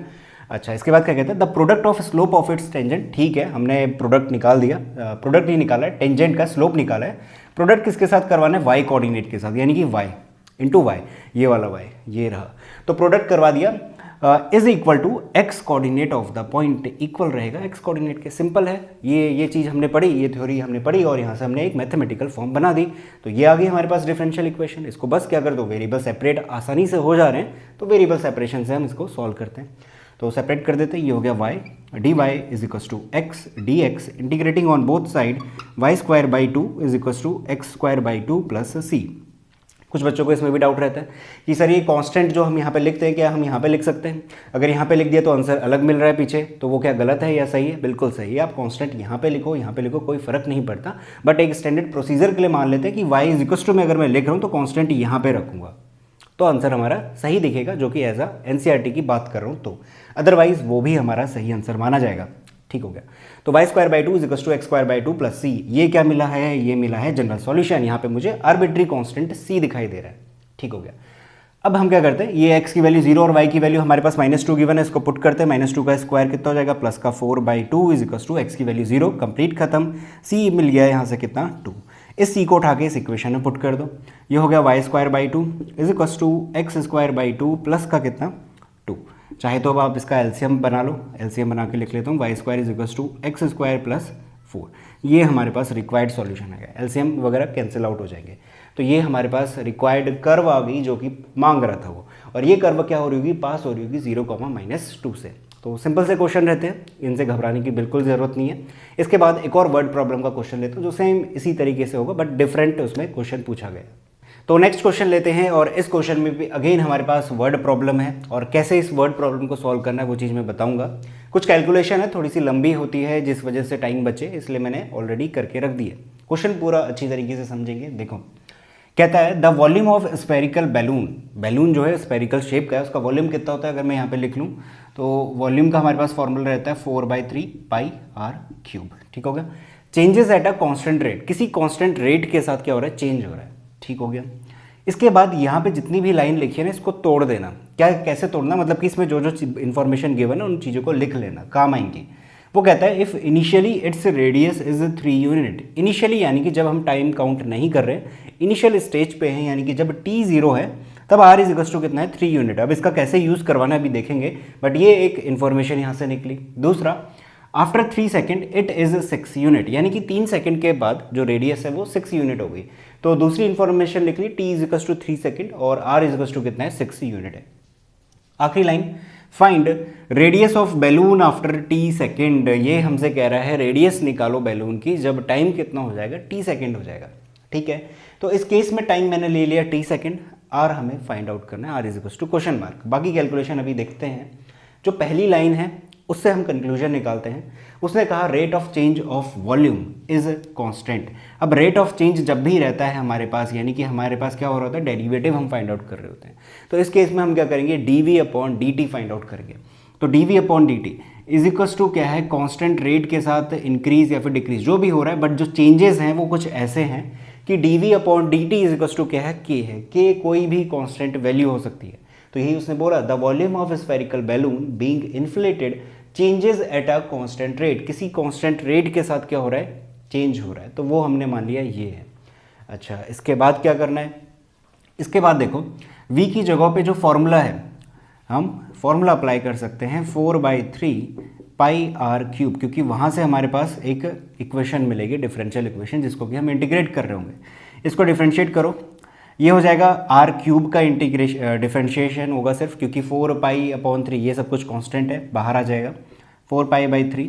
आर क्यूब का कितना हो जाएगा 3r², और आर एक डिफरेंट वेरिएबल है, टी अलग वेरिएबल है, टाइम है, तो dr/dt लिखेंगे इज इक्वल्स टू के एज इट इज रहेगा, क्योंकि डेरिवेटिव सिर्फ इस हिस्से में हमें करना है। ठीक हो गया, 3 से 3 हमने कैंसिल करवा दिया। अब देखो जो हमारे पास वेरिएबल है उनको सेपरेट कर देते हैं, तो 4π एज इट इज लिख लेता हूँ, ये हो गया r², dr is equals to k constant है, dt इधर भेज दिया, dt के साथ कोई भी वेरिएबल हमें दिख नहीं रहा है, यानी कि उसको एज इट इज हम 1 के साथ इंटीग्रेट करेंगे, तो ये हो जाएगा, इसको इंटीग्रेट करता हूँ, r³/3 यानी कि 4πr³/3, अगेन हमें वही मिल गया, यहाँ से मिल जाएगा kt+c। तो इंटीग्रेट करके हमारे पास ये एक सॉल्यूशन निकल के आ रहा है। अब देखो यहाँ पे कौन कौन अननोन है, एक r अननोन है, k भी हमारे पास अननोन है, c तो एक आर्बिट्री कांस्टेंट है, वो भी अननोन रहेगा ही रहेगा, उसकी हमें वैल्यूज़ निकालनी है। अब यहाँ पे ये जो दूसरी लाइन में इसने इन्फॉर्मेशन गिवन थे ना, t = 0, r = this, इनका यूज़ करके हम ये सारी वैल्यूज़ निकाल रहे होंगे और वहाँ से हमारा आंसर निकलेगा। तो ये एक तरीके से t = 0 और r = 3 यूनिट x और y का काम कर रहे हैं, x = this, y = this, तो यहाँ पे ले जाके पुट करते हैं। अब इसमें अगर मैंने पुट करा, t की जगह पे देखो 0 कर दो, ये कंप्लीट 0 हो जाएगा, यहाँ पे r रखना है आपको, कितना 3, इस पूरे को सॉल्व करोगे, सॉल्व करने पे हमें मिल रहा है 108 पाई। इसके बाद ये 3 मैंने यहाँ पे क्या करा हुआ है, क्रॉस मल्टीप्लिकेशन में भेजा हुआ है, तो 3c इस वजह से बन रहा है। इसको अगर मैं यहाँ भेज दूँ, इसको हटा के ऐसा लिख देते हैं, ये हो गया मेरे पास 3। तो अब इस पे हमें काम करना है, r की वैल्यू हमें इसमें 3 रखनी है और t की वैल्यू 0 रखनी है। कंप्लीट सॉल्व करोगे 108 पाई = 3c मिलेगा, इसको डिवाइड करना, c = मिल गया 36 पाई। तो पहला जो आर्बिट्री कांस्टेंट है उसकी वैल्यू हमें मिल गई इस पहली इन्फॉर्मेशन से। तो इसको अगर मैं यहाँ पे पुट करता हूँ तो ये कुछ ऐसा दिखाई देगा, ये देखो यहाँ पे लिखा हुआ है मैंने 4πr³ kt+c, ठीक है, kt+c एज इट इज रहेगा, मैंने 3 से मल्टीप्लाई करवा दिया है अंदर, तो 3kt लिख दिया प्लस 3c रखना था, ठीक है, 3c रखना था, तो उसकी वैल्यू कितनी आ रही है हमारे पास 108 पाई आ रही है, 3c है ना, ये रहा 3c, तो 3c मल्टीप्लाई करवाए, तो 3c की जगह पे सिर्फ मैंने 108 पाई रखा हुआ है। आप ये भी कर सकते थे कि सिर्फ c की वैल्यू रखते, फिर 3 से मल्टीप्लाई करना ही था, वो यही बनता। तो कंप्लीट इसकी जगह पे हमने ऐसा लिख दिया। अब यहाँ पे दूसरी इंफॉर्मेशन काम आएगी, जो कि है t = 3 सेकेंड और r = कितना 6 यूनिट, रख दो यहाँ पे रखने पे कंप्लीट आप सॉल्व करोगे, अब कुछ करना ही नहीं, आपको जस्ट सॉल्व करना है, यहाँ से k की वैल्यू निकालनी है। तो k = मिल रहा है 84 पाई, k भी मिल गया, c भी मिल गया। अब क्या करना है, अब देखो t = इसके लिए हम काम करना शुरू करते हैं। 4πr³ = k की वैल्यू मैंने यहाँ पे रख दी, 3 बाहर पे पड़ा हुआ था, k की वैल्यू रख दी, वो मिल रही है हमारे पास 84 पाई, यहाँ से निकला, और यहाँ पे मल्टीप्लिकेशन में हमें देना पड़ेगा t को, है ना, t मल्टीप्लाई में है, प्लस c की वैल्यू हम ऑलरेडी निकाल चुके थे, c कितना था 36 पाई, तो वो एज इट इज रहा, ठीक है। अब यहाँ पे क्या कहता है, r की वैल्यू निकालो, r हमें फाइंड आउट करना है, t कितना रहेगा, t ही रहेगा, यानी कि t सेकेंड ही लेना है, जो कि मैं ऑलरेडी लेके चल रहा हूँ। अब यहाँ पे एक काम करना, 4πr³ है = 3 इंटू, इन सब में से मैं 4 पाई बाहर ले सकता हूँ, इसमें बच जाएगा 21t प्लस यहाँ पे बन जाएगा 9, इस तरीके से मिला, ये 4 पाई ये कैंसिल आउट हो गया। r = r³ अगर मैं लिखूँ = 3 को मल्टीप्लाई कर देता हूँ, 3 × 3 = 6 प्लस 9 × 3 = 27, r³ है, अगर r निकालना है तो ये इधर जाएगा 1/3 हो जाएगा। तो ये हमारे पास रेडियस आ गई, कब, जब t = कितना रहेगा, t सेकेंड। तो सिंपल सा क्वेश्चन है, बस प्रॉब्लम यहाँ पे ये रहती है कि कैसे हमें इक्वेशन बनानी है, ये रखा, उसके बाद हमने इसका सॉल्यूशन निकाला और वहाँ पे इन सारी वैल्यूज़ का यूज़ करके हमें वैल्यू निकालनी है। तो इस तरीके से हमें वेरिएबल सेपरेबल के क्वेश्चंस करवाने हैं। मैं इस वीडियो में वेरिएबल सेपरेबल के इतने ही क्वेश्चन करवा रहा हूँ। आपके लिए पूरी एनसीईआरटी पड़ी हुई है, जहाँ पे सॉल्व्ड अनसॉल्व्ड सारे के सारे क्वेश्चंस आपको ज़रूर सॉल्व करना है। तो अगर आप सारे के सारे सॉल्व कर पाओगे तभी आपको अंडरस्टैंडिंग बनेगी कि वेरिएबल सेपरेबल के क्वेश्चन किस तरीके से पूछे जा सकते हैं और कैसे आपको उन्हें सॉल्व करवाना है। बेहद ही आसान रहते हैं। इसके बाद मैं आपको होमोजीनियस के करवाता हूँ, जो कि थोड़ा सा टफ रखते हैं शुरुआत में, बट अगेन हम लोग सॉल्व करेंगे। एक एक क्वेश्चन बताऊंगा कैसे सॉल्व करना है, क्या अप्रोच लगानी है, तो वो भी हो जाएगा। तो इसे नोट करो। इसके बाद मैं होमोजीनियस के बारे में बताता हूँ। तो शुरू करते हैं होमोजीनियस डिफरेंशियल इक्वेशन। थोड़ा सा टफ रहता है वेरिएबल सेपरेबल से अगर हम कंपैरिजन करेंगे, बट अगेन मैनेजेबल है। दुनिया में ऐसी कोई चीज़ नहीं जो मैनेज नहीं करी जा सकती। इसको भी हम मैनेज करेंगे और सीखेंगे कैसे इसे सॉल्व करना होता है। एक बार अगर आपको मेथड पता चल गया और आपके इंटीग्रेशन थोड़ा सा स्ट्रांग है तो आप इनके क्वेश्चन भी कर ले जाओगे। करना क्या है देखते हैं। सारी चीज़ें बताऊंगा, कैसे हमें शो करवाना होता है कि होमोजीनियस है या नहीं, और कैसे हम चेक करेंगे कि होमोजीनियस है तो फिर इसको सॉल्व करना है। क्योंकि पेपर में हमारे पास जनरली क्या रहेगा, इस तरीके से क्वेश्चन नहीं देता जो अभी मैंने यहाँ पे लिखा हुआ है। ये तो एनसीईआरटी में गिवन है। यहाँ पे हमसे कह रहा है कि शो करो ये होमोजीनियस है, तो अगर शो करवाना है तो यानी ऑफकोर्स इसका होमोजीनियस वाला कंडीशन जो है वो सेटिस्फाई हो रही होगी, और फिर इसको सॉल्व करेंगे उसी के तरीके से। बट क्वेश्चन में क्या रहता है, हमारे पास जस्ट ये सिंपल सी डिफरेंशियल इक्वेशन दे देगा। हमें जज करना पड़ेगा कि होमोजीनियस है या नहीं। अगर होमोजीनियस होगी फिर हम उसका सॉल्यूशन का तरीका अपनाएंगे। तो सारी चीज़ें कैसे करनी है देखते हैं। शॉर्टकट तरीका भी देखेंगे और सिंपल कैसे सॉल्व करके शो करना है वो वाला तरीका भी, जो लॉन्ग मेथड है। अब देखो, ये सबसे पहले तो हमें शो करवाना है कि ये होमोजीनियस है या नहीं, तो सबसे पहले वही कर लेते हैं। पहले तो मैं इसको कंप्लीट उठा के यहाँ भेज देता हूँ। x माइनस हमारे पास क्या है, y है। तो इस तरीके से इसको लिख दिया।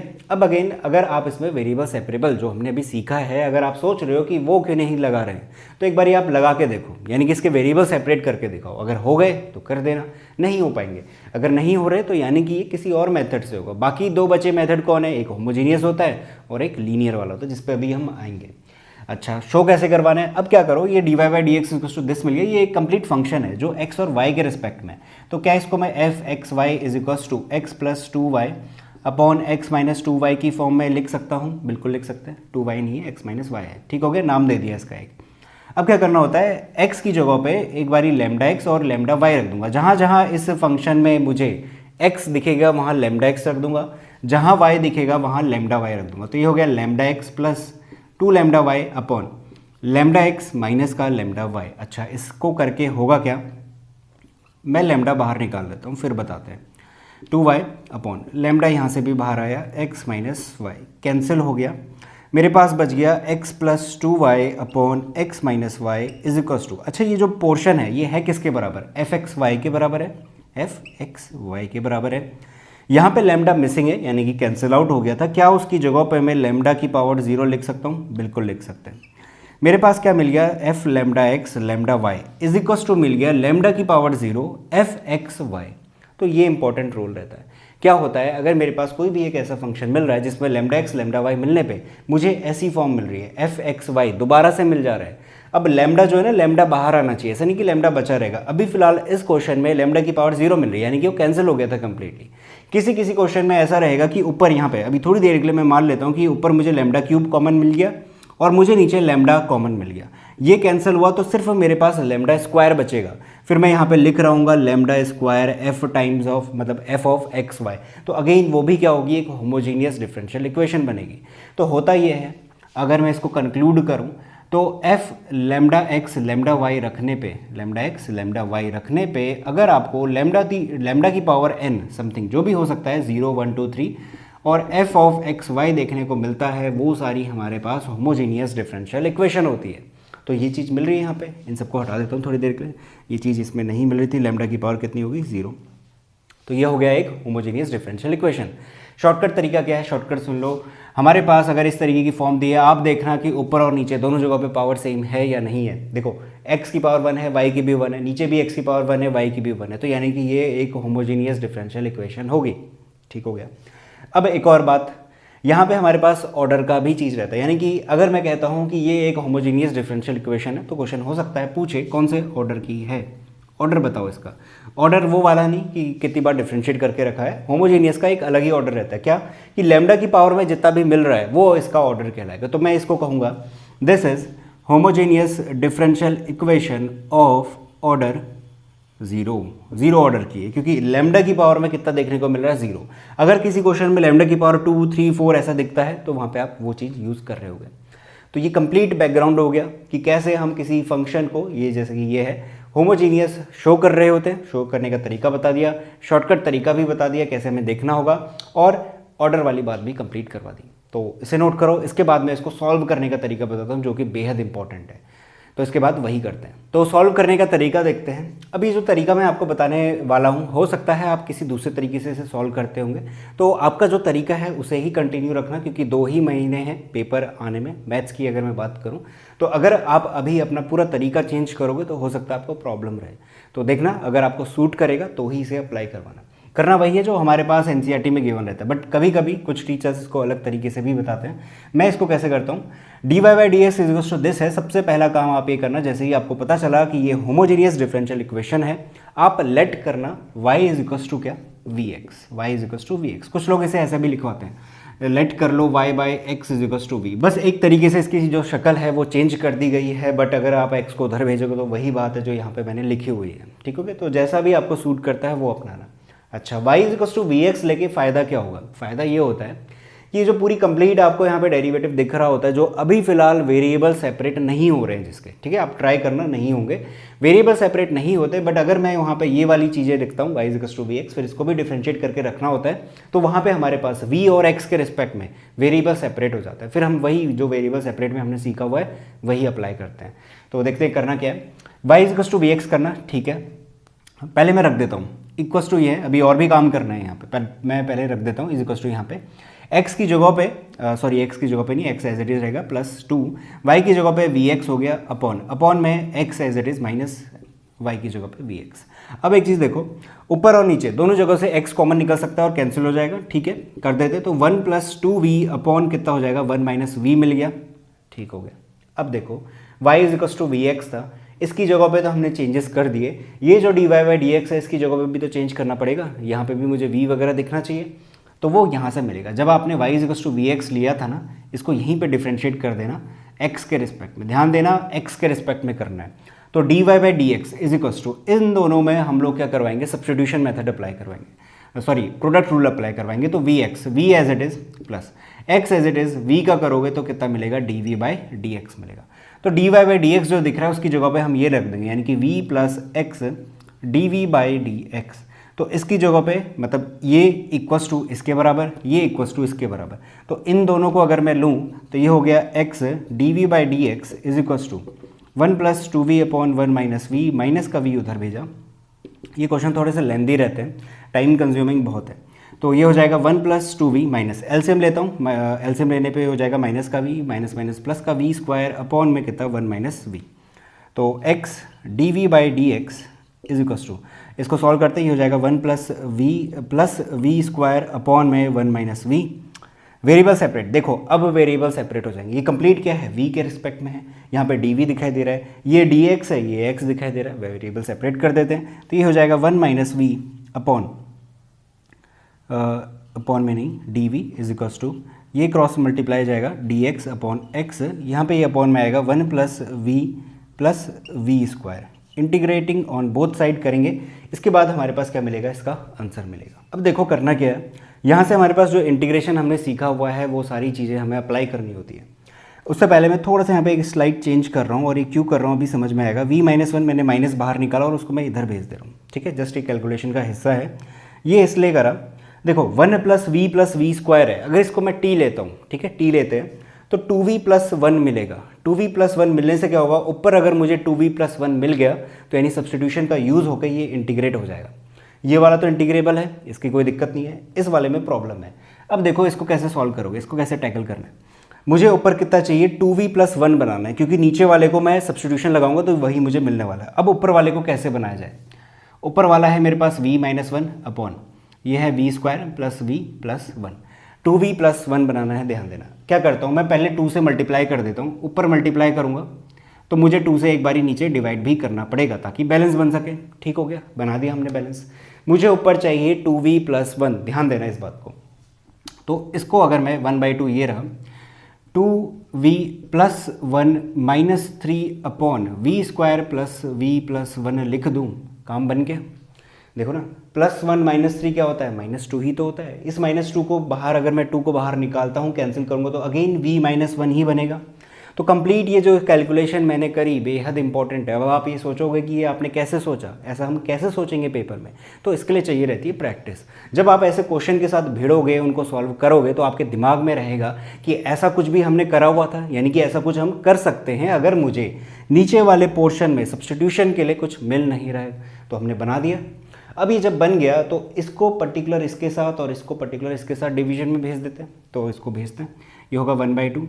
इस कंप्लीट को हो जाएगा integration 2v + 1 upon v² + v + 1। ये बेहद आसान हो गया, इसको आप जस्ट टी लेट करना है, इंटीग्रेट करना है, आंसर मिल जाएगा। यहाँ पे मैं लिख देता हूँ dv - 3 upon v² + v + 1 integration dv। अब बात आती है ये वाला कैसे सॉल्व होगा। ये भी हो जाएगा, ये भी हमने करा हुआ है इंटीग्रेशन के केस में। ये पूरा हम इसके बराबर लेके चले हुए थे, जो इसको हम लोग आखिरी में लिख लेंगे, ठीक है। अभी फिलहाल मैं इसको पूरा इंटीग्रेट ही करवा देता हूँ। 3 अपॉन दिस है। अब ये वाली जो फॉर्म है अगर आपको याद होगी तो यहाँ पे हम कंप्लीटिंग द स्क्वायर मेथड लगाते थे। कंप्लीटिंग द स्क्वायर मेथड ये कहता है कि b/2a के होल स्क्वायर से आप एक बारी प्लस कर दो, एक बारी माइनस कर दो उस क्वाड्रेटिक इक्वेशन में। b कितना है इसमें, 1 है, और a कौन है, 1 है। बट क्वाड्रेटिक इक्वेशन लगाते हुए, मतलब कंप्लीटिंग द स्क्वायर मेथड लगाते हुए इस बात का ध्यान देना, जो भी क्वाड्रेटिक इक्वेशन है उसका v² यानी कि जो x² है, जिसमें ऑर्डर डिग्री हमारे पास 2 रहती है, उसका कोफिशिएंट 1 होना चाहिए। यहाँ पे ऑलरेडी 1 है तो कोई दिक्कत नहीं है। 1/2 का होल स्क्वायर यानी कि 1/4 से एक बारी इसमें प्लस, एक बारी माइनस कर दिया। अब इससे हमारा थोड़ा सा काम आसान बन जाएगा इंटीग्रेशन। इसको मैं अभी फिलहाल आखिरी में इंटीग्रेट करूँगा 2v + 1 upon v² + v + 1 dv - 3 integration.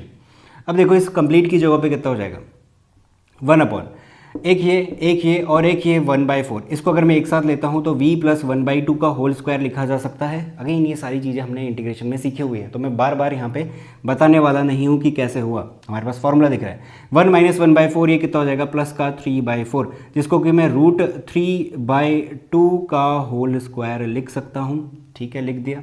Integration of dv, integrate कर देते हैं 1/2 v² + v + 1 को t ले लूँगा तो उसका सब्स्टिट्यूशन के लिए ऊपर मुझे दिख रहा है, तो सिंपल है, इंटीग्रेशन करने पे मुझे कितना बन जाएगा, log t, और t की वैल्यू कितनी है, v² + v + 1 - 3। इस वाले में देखो 1/x² + a² की फॉर्म में ये है क्या, x का मतलब क्या होता है, वेरिएबल। वेरिएबल कौन है, कंप्लीट v + 1/2 वेरिएबल का काम कर रहा है। a कौन है, √3/2 है। इसका इंटीग्रेशन कितना होता है, 1/a tan इनवर्स x/a रहता है, तो वो रख देते हैं, इंटू 1/a। अपॉन में a के जाएगा तो ये 2/√3 लिखा जाएगा। tan इनवर्स में x/a, x कौन है, v + 1/2, एलसीएम ले लेता हूँ तो 2v + 1/2 अपॉन a अगेन करना है तो ये हो जाएगा √3 और 2 ऊपर चले जाएगा। ठीक है, एलसीएम लिया हुआ था तो ऊपर चले जाएगा, ये कैंसिल आउट हो गया। कैंसिल आउट होने के पास हमारे पास जो कुछ भी मिल रहा है उसे लिख दो, ये है log v की वैल्यू रखेंगे आप। अच्छा, v की वैल्यू क्या रखोगे, v की वैल्यू यहाँ से रखोगे, कितना है, y/x है, तो v y/x है, तो मैं अगर लिखूँ y/x का होल स्क्वायर प्लस का y/x + 1, ये लिखना ज़रूरी रहता है, माइनस 3 × 2 = 6/√3 और tan इनवर्स 2 से 2 कैंसिल आउट हो गया था, 2 की जगह v की जगह पे y/x + 1 अपॉन में √3, tan इनवर्स ये आया। इसको थोड़ा सा और कैलकुलेट करवा सकते हो आप, बोर्ड में जगह नहीं बची है। तो ये कंप्लीट मेरे पास क्या आ गया, इंटीग्रेशन करके आ गया। किस वाले हिस्से का, ये वाले हिस्से का। कहाँ गया हमारे पास, ये वाला हिस्सा था हमारे पास, ठीक है। ये अब हमारे पास क्या बचता हुआ है, ये हमारे पास आ चुका है। अब इसके बाद बचता है ये वाला हिस्सा। इस वाले को करना बेहद आसान है, इसी के इक्वल रख देता हूँ। इसी के इक्वल रखोगे तो कितना मिलेगा, माइनस का log x मिलेगा, प्लस c आप चाहे यहाँ लगाओ या यहाँ लगाओ, बात एक ही है, मैं यहाँ पे लगा देता हूँ = ये। तो ये मेरे पास क्या मिलेगा, कंप्लीट आंसर मिलेगा। अब अगेन क्या होता है यहाँ पे, हो सकता है कि ये मैच ना करे, एग्जैक्टली वैसा ना दिखे जो आपके एनसीईआरटी में या फिर कहीं पे भी इसका सॉल्यूशन गिवन होगा।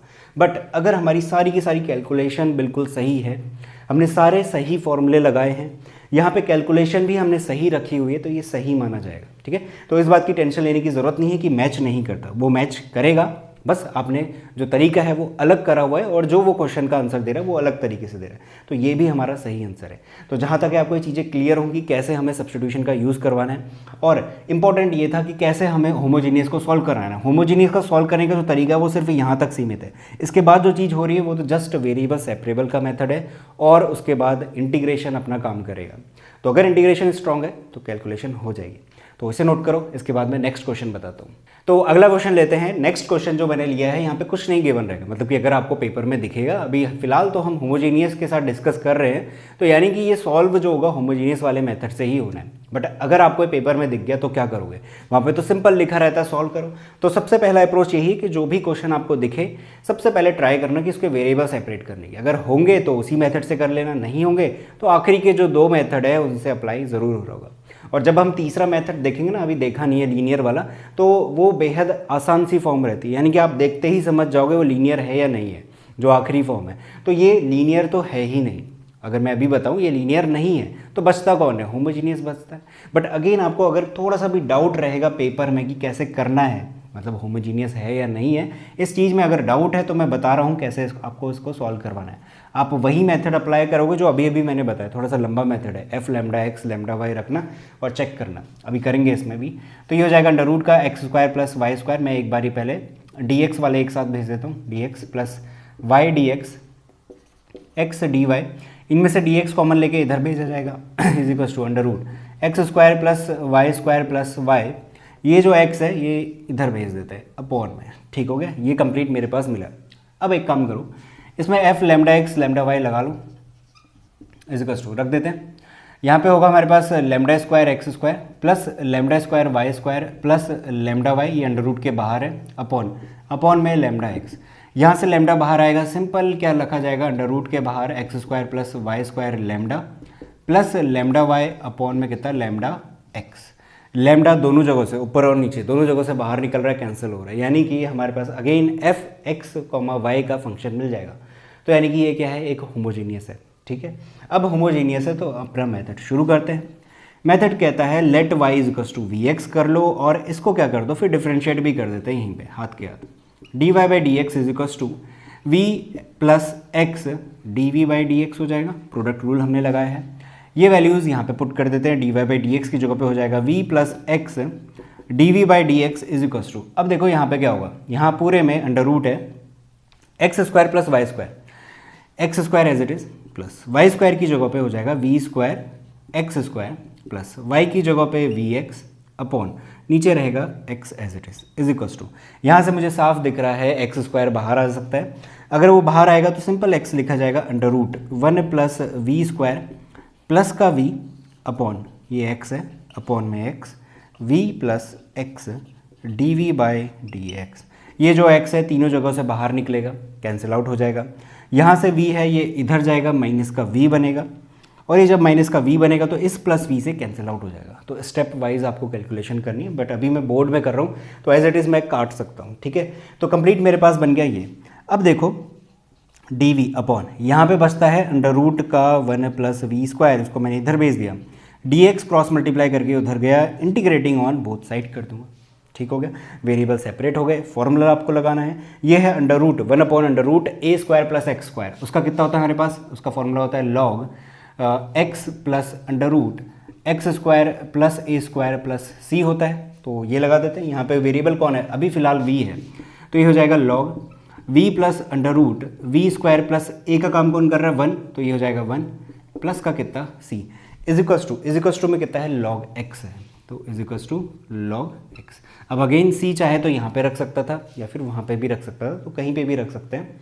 आखिरी में आप v की वैल्यू ज़रूर रख देना।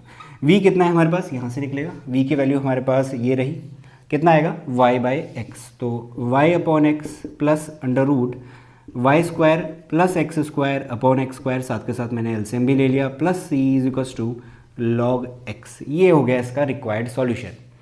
तो क्वेश्चन आसान रहते हैं अगर आपको स्टेप याद हो गए कि कैसे क्या क्या करना है, जैसे कि let Y is equals to we x, फिर D Y by D x की जगह पे ये सब कुछ, और उसके बाद हमारे पास वेरिएबल सेपरेट हो रहे हैं और इंटीग्रेशन का यूज़ हो रहा है।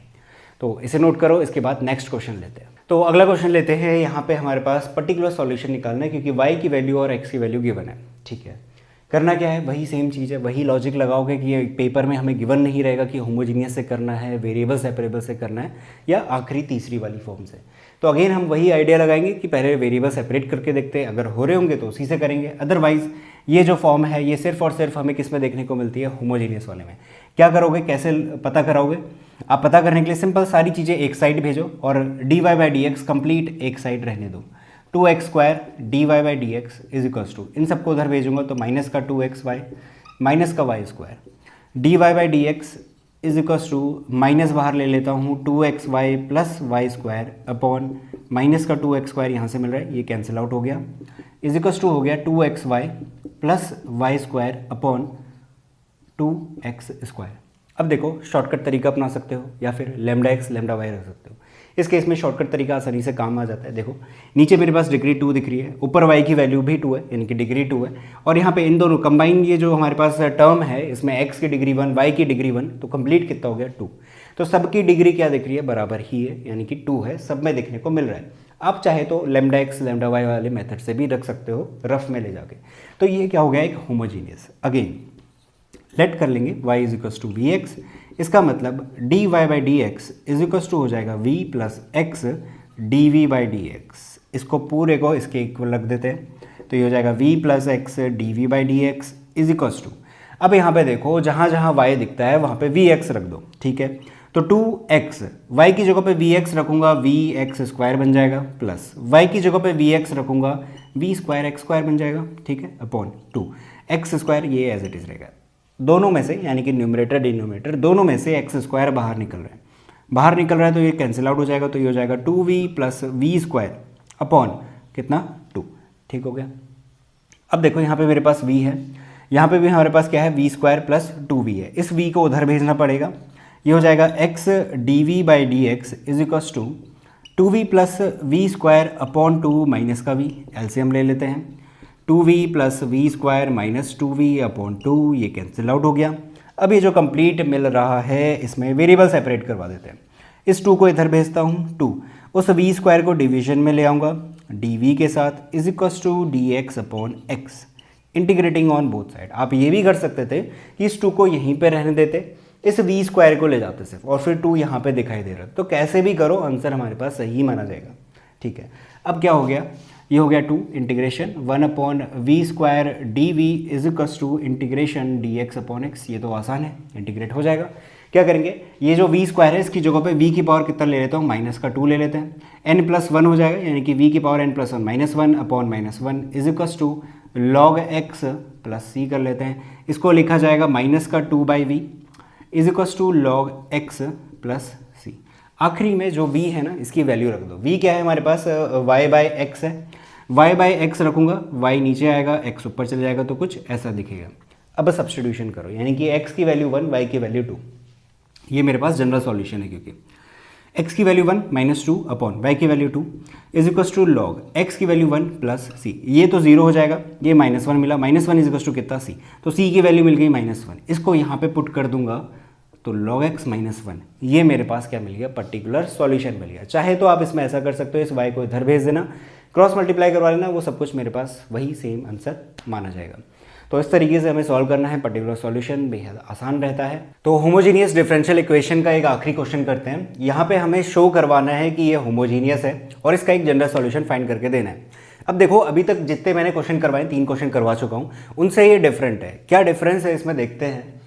इसमें क्या करना है, 2y e की power x upon y dx plus y minus 2x, ये दिस है, इसको पहले मैं dy/dx की फॉर्म में सेपरेट करवा देता हूँ और इसको चेक कर लेते हैं कि ये होमोजेनियस है या नहीं। शो करना है इनफैक्ट हमें, dx is equals to minus इधर भेजा minus of y minus 2x e की power x by y dy, इन सबको इधर भेजते हैं, तो 2y e की power x by y is equals to minus का y माइनस 2x e की power x by y is equals to dy by dx।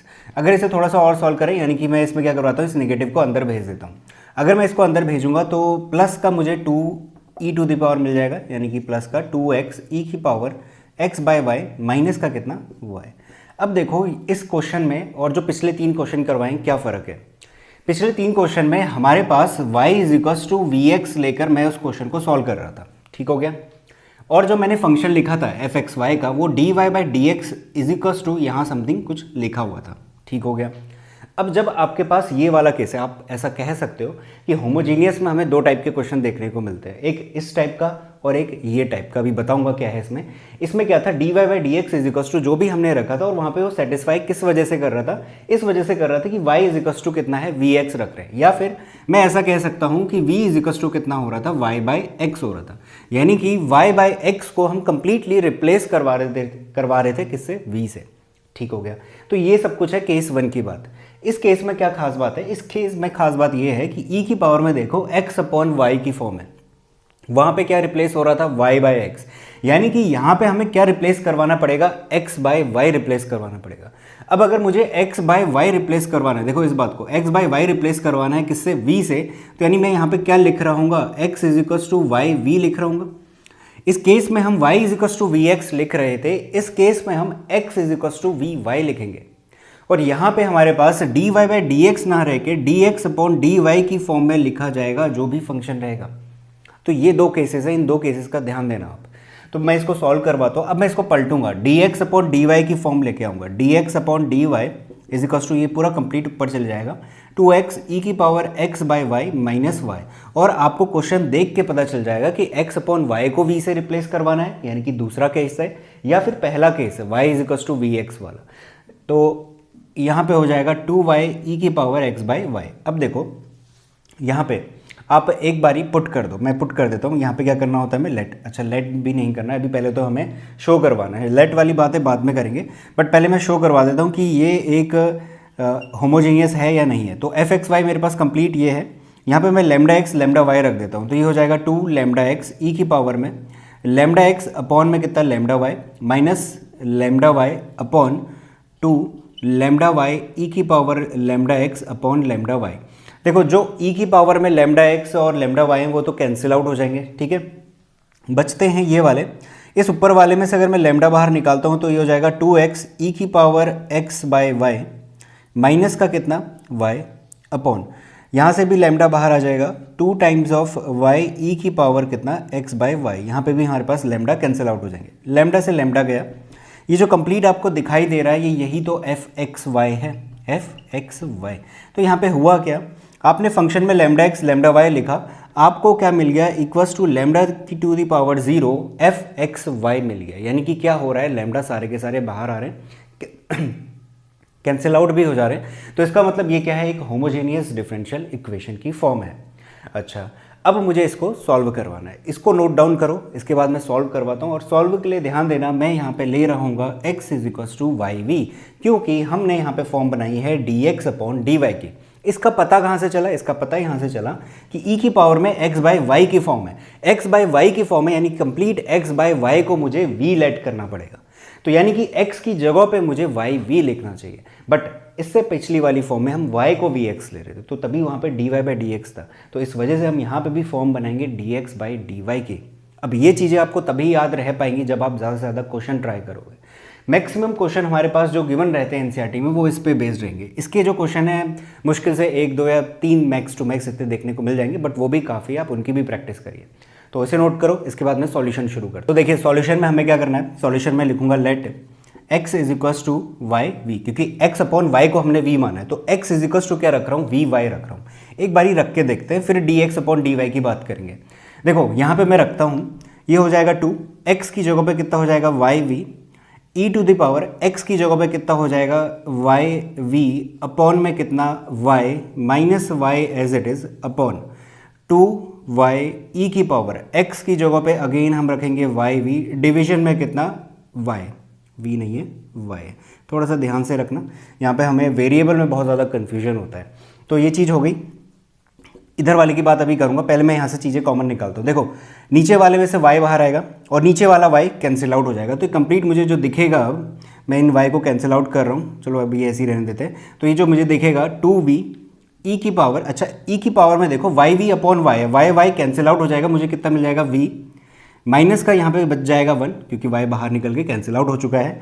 नीचे हो जाएगा 2 e की power, again y cancel out हो जाएगा, e की पावर क्या मिल गया v। ये देखो यहाँ पे मेरे पास जो फॉर्म बनी है कंप्लीट v की फॉर्म में आ गया। ठीक हो गया, तो सारे के सारे y हमारे कैंसिल आउट हो गए। ठीक हो गया, x is equal to v y है। अब इसको मैं दोबारा डिफ्रेंशिएट करूँगा, देखो ना, y is equal to we x कर रहे थे अभी तक, फिर मैंने क्या कहा था, इसको डिफ्रेंशिएट करो किसके रिस्पेक्ट में, x के रिस्पेक्ट में, और dy बाई डी एक्स की जगह पे रिप्लेस करो जो भी चीज़ आपको मिल रही है। तो बस वेरिएबल से कंफ्यूज नहीं होना है, करना वही चीज़ें हैं जो अभी तक हम करते आ रहे थे। अब देखो x is equal to v y है, x इज इक्वल टू में गिवन है, तो x को किसके रिस्पेक्ट में करूंगा, y के रिस्पेक्ट में करूंगा, तो dx अपॉन कितना dy, और ये भी देखो मुझे यहाँ रिप्लेस किसे करवाना है, dx अपॉन dy को करवाना है। तो लॉजिक के साथ अगर चीज़ें ध्यान में करोगे, रिलेट रखोगे, तो आपको याद रहेगा अगला स्टेप क्या है, dx अपॉन dy। अच्छा, y के रिस्पेक्ट में मुझे डिफ्रेंशिएट करना है, इनमें प्रोडक्ट रूल लगेगा, y का कितना हो जाएगा, 1 हो जाएगा, तो v बचेगा, प्लस y इंटू वी का करेंगे तो कितना होगा, dv अपॉन dy। इस पूरे को उठा के यहाँ रख देते हैं, ये हो गया v plus y dv upon कितना dy। इस v को इधर ले जाता हूँ, ये है ना मेरे पास, v की फॉर्म मिल गई कंप्लीट। इस v को अगर मैं इधर लेके जाता हूँ तो यहाँ पे होगा माइनस का v। एलसीएम ले लेते हैं, एलसीएम होगा 2e की पावर v, 2v e की पावर v माइनस 1, माइनस का कितना 2v e की पावर v, और इक्वल्स टू में मुझे मिल रहा है y dv अपॉन कितना dy। अब देखो कैंसिल आउट हो रहा है, ये कंप्लीट कैंसिल आउट हुआ, मेरे पास यहाँ पे मिल गया y dv अपॉन dy is equals to minus का 1 अपॉन 2e की पावर v।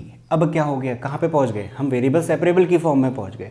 मुझे कंप्लीट जो कुछ भी दिख रहा है, एक तो v के फंक्शन दिख रहे हैं और dy दिख रहा है, जिसको कि मैं रिप्लेस करवा दूंगा, मतलब कि वेरिएबल सेपरेट करवा देंगे। कुल मिला के बात ये है, क्रॉस मल्टीप्लाई करवाता हूँ dv के साथ, तो ये हो जाएगा 2e की power v dv is equals to dy को उधर भेजता हूँ माइनस dy अपॉन में कितना y।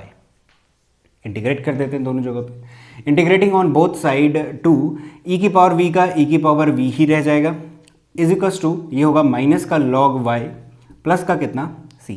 आखिरी में एक काम जरूर करना, v की जो वैल्यू है वो जरूर रख देना यहाँ से, v इज इक्वल्स टू कितना है x बाय वाई, तो e की पावर में x by y is equals to minus का कितना log y प्लस c। ये हो गया हमारे पास रिक्वायर्ड सॉल्यूशन। तो ये है जनरल सॉल्यूशन। अगर आपसे पर्टिकुलर मांगता है तो कुछ नहीं करना, आपको x और y की वैल्यू रखनी है, c निकालना है और दोबारा से इसमें पुट कर देना है। तो इस तरीके के क्वेश्चन भी हमसे पूछे जा सकते हैं, इंपॉर्टेंट है, होमोजीनियस के दूसरे टाइप के क्वेश्चन कह सकते हो। तो इसे नोट करो, इसके बाद मैं आपको लीनियर डिफरेंशियल इक्वेशन बता रहा हूँ। तो आखिरी मेथड देखते हैं जहाँ पे हमारे पास फॉर्म मिलती है लीनियर डिफरेंशियल इक्वेशन की, फिर उसका क्या सॉल्यूशन है वो भी देखेंगे। यहाँ पे सिर्फ एक ही फॉर्म आ रही है, इसके दो टाइप होते हैं, बट एक ही टाइप के फॉर्म पूछा जाएगा, वो है dy by D x plus p y is equals to q x. अब अगर ये फॉर्म मिलती है तो हम ये वाले स्टेप लगाएंगे जो मैं भी बताने वाला हूँ। अब देखना, ये अगर मैं फॉर्म इससे मैच करवाऊँ, ये क्वेश्चन मैंने यहाँ पे लिखा हुआ है, तो एग्जैक्ट मैच हो जाएगा। यानी कि कभी कभी क्वेश्चन आपके पास ऐसे मिलेंगे जो डायरेक्ट देख के आपको समझ जाओगे कि लीनियर का है, किसी में हमें बनाना पड़ेगा, वो भी क्वेश्चन लेंगे। तो देखो यहाँ पे क्या है, dy बाई डी एक्स है, ठीक है, पी वाई, पी कुछ भी हो सकता है, कॉन्स्टेंट हो सकता है, या फिर कोई x का वेरिएबल हो सकता है, या फिर फंक्शन। यहाँ पे मैं लिखना भूल गया हूँ, बट आप यहाँ पे लिख सकते हो, where p and q are function of x, fx के फंक्शन रह सकते हैं। तो वैसे ही यहाँ पे p की वैल्यू कितनी है, -1 है। अगर इस केस की बात करूँ, p की वैल्यू कितनी है, -1 है, और q की अगर मैं बात करूँ वो कितना है, cos x है। ऐसा नहीं हो सकता कि q हमारा y के टर्म्स में लिखा जाए, वो सिर्फ x के रिस्पेक्ट में ही होगा, दोनों के दोनों, p और q। अच्छा, आप कहोगे -1 लिखा हुआ है, तो इसे भी तो लिख सकते हैं। यहाँ पे मैं क्या लिख सकता हूँ, -x की पावर 0, तो ये भी एक फंक्शन हो गया x का। तो अलग अलग तरीके होते हैं लिखने के, बट इस बात का ध्यान रखना, p और q दोनों fx होंगे, यानी x के फंक्शन होंगे। उसके बाद निकालते हैं इंटीग्रेटिंग फैक्टर, IF जिससे डिनोट करते हैं। कहता है e की पावर में इंटीग्रेशन p dx कर दो, यहाँ से हमारे पास इंटीग्रेटिंग फैक्टर आएगा। तो इसी क्वेश्चन में अप्लाई करते हैं, इंटीग्रेटिंग फैक्टर निकालेंगे। e की पावर इंटीग्रेशन p -1 है, यहाँ पे dx करेंगे, -1 का इंटीग्रेशन होता है x, तो ये हो जाएगा -x। कांस्टेंट अभी नहीं लगा रहे हैं, कांस्टेंट हमारे पास आखिरी में लगाया जाएगा, क्योंकि कांस्टेंट कितने भी इकट्ठा कर लो, आखिरी में आप वहाँ पे सिर्फ c का नाम देके उस कंप्लीट जितने भी कांस्टेंट उसमें मिले हैं वो कंक्लूड करवा सकते हो। तो वही रीज़न है कि सॉल्यूशन अभी हम क्या करेंगे, xc नहीं लिखेंगे इंटीग्रेटिंग फैक्टर में, हम यहाँ पे लिखेंगे सॉल्यूशन। ये रहा सॉल्यूशन, कहता है कि y करो, y के साथ मल्टीप्लाई करवा दो इंटीग्रेटिंग फैक्टर, जो कि इस केस में है e की पावर -x, ठीक है, is equals to qx, q कितना है हमारे पास, cos x है, उसकी मल्टीप्लिकेशन दे दो इंटीग्रेटिंग फैक्टर के साथ, जो कि है माइनस का x। इंटीग्रेट करना है इस पूरी बात को, यहाँ पे इंटीग्रेशन नहीं लगाया, dx, integration dx plus c, आखिरी में हमारा कांस्टेंट रखा गया है। तो जितने भी कांस्टेंट हमें यहाँ पे देखने को मिले, जैसे कि यहाँ पे, वो सब कुछ इसी के साथ कंक्लूड हो जाएंगे। अब हमें क्या करवाना है, ये हमारे पास ऑलरेडी सॉल्व है, y इंटू ये लिखा हुआ है, इसको हमें इंटीग्रेट करवाना है। इसको इंटीग्रेट करवाने के लिए मैं इसका नाम आई दे देता हूँ। I is equals to integration ई की power minus x cos X D X. दो अलग अलग फंक्शन है, एक ट्रिग्नोमेट्रिक है, एक एक्सपोनेंशियल है। तो आइलेट की मदद से हम क्या करेंगे, इसको सॉल्व करेंगे और बाय पार्ट्स वाला जो फॉर्मूला है उसका यूज़ करेंगे। आइलेट क्या कहता है, ये ई है, ये सबसे आखिरी फंक्शन है, ये पहला है और फॉर्मूले के अकॉर्डिंग हमारे पास क्या रहेगा, cos X as it is integration ई की power minus X D X. Integration आपको पता है, मैं फॉर्मूला बार बार नहीं बता रहा हूँ, डायरेक्ट मैं फॉर्मूला अप्लाई कर रहा हूँ। माइनस इंटीग्रेशन, फॉर्मूले अगर याद नहीं है तो उन्हें कर लो। डेरिवेटिव करते हैं कॉस एक्स का, जो कि मैं लिख रहा हूँ माइनस का साइन एक्स, इंटू इंटीग्रेशन करते हैं ई की पावर माइनस एक्स का, इंटीग्रेशन ई की power minus X D x और फिर अगेन होल ब्रैकेट में डी एक्स प्लस आखिरी में सी।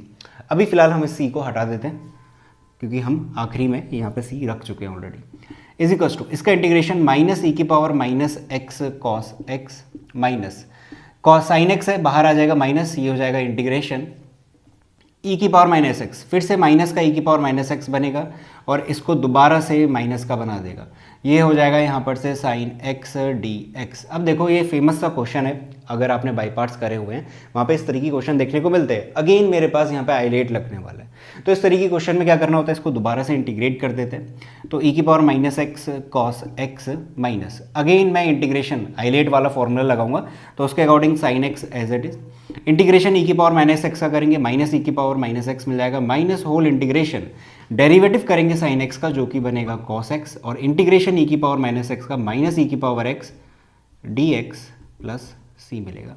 ये जो माइनस है ये मल्टीप्लिकेशन में है, इसको बाहर अगर मैं करता हूँ तो ये हो जाएगा प्लस का।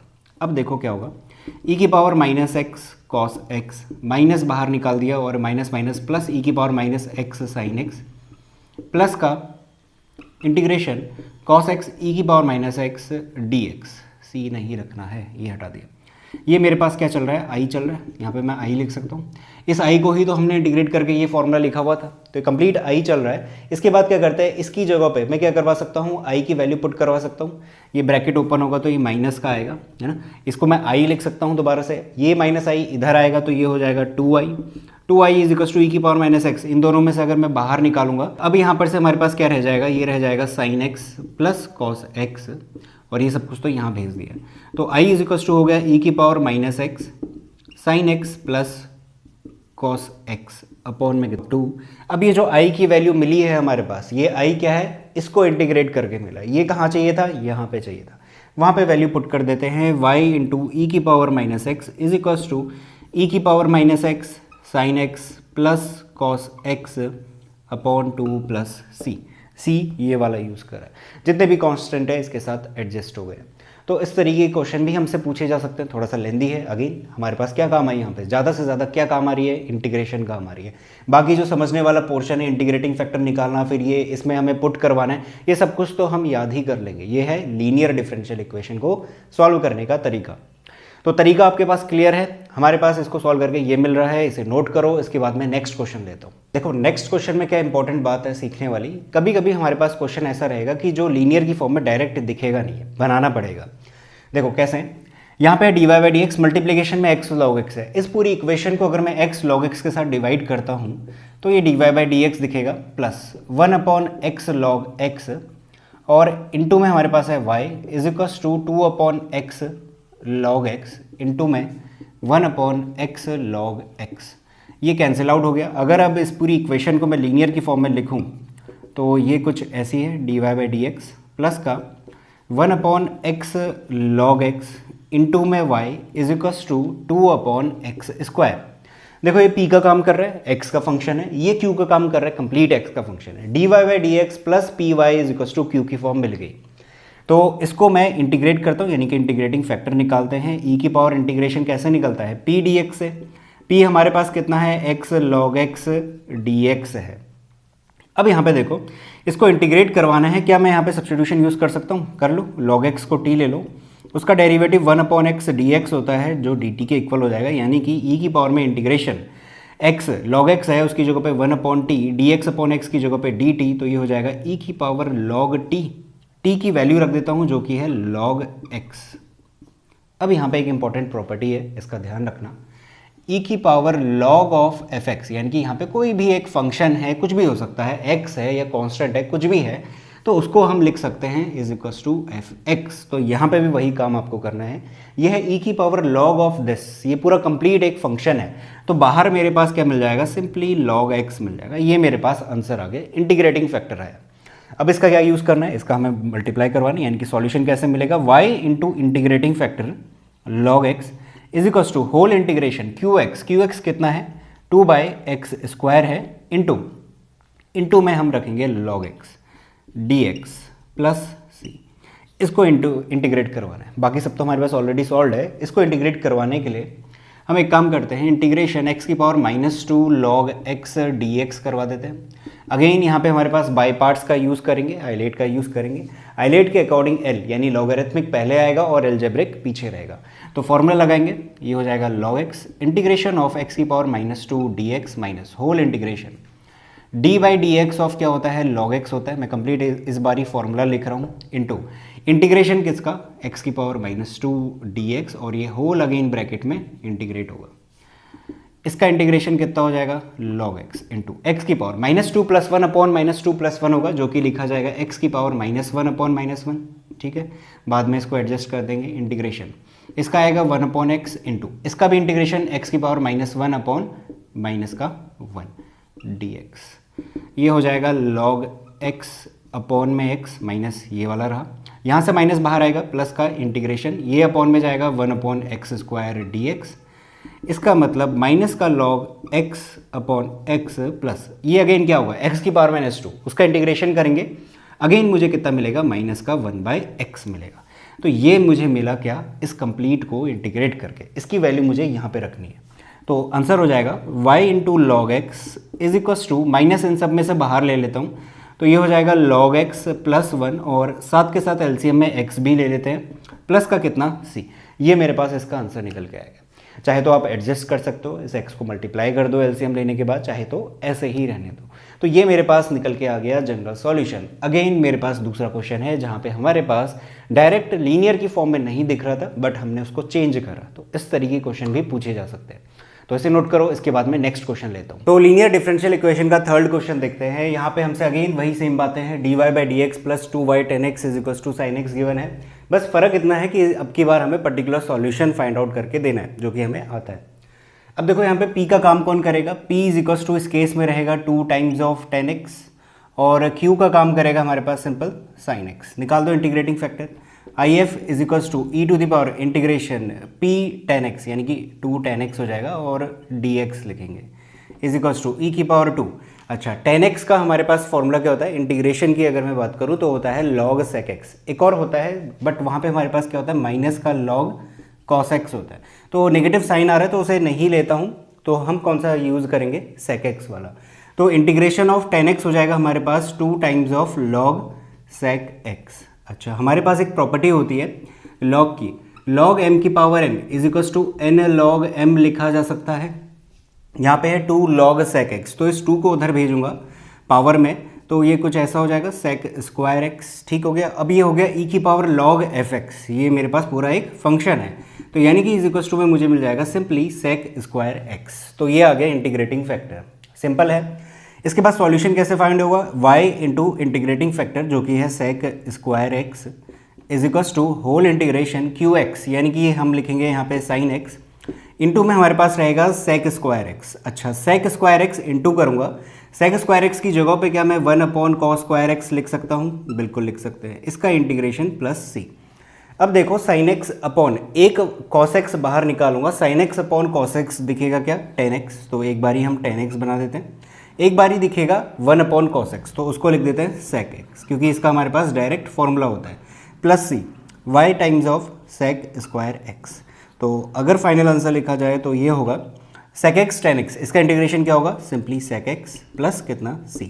ये हो गया हमारे पास जनरल सॉल्यूशन। अब वैल्यूज उठा के रख दो, y की जगह पे 0 रखूंगा, ये कंप्लीट 0 हो गया इक्वल्स टू में, यहाँ पे रखा जाएगा sec π/3, ये हो गया sec π/3 प्लस c।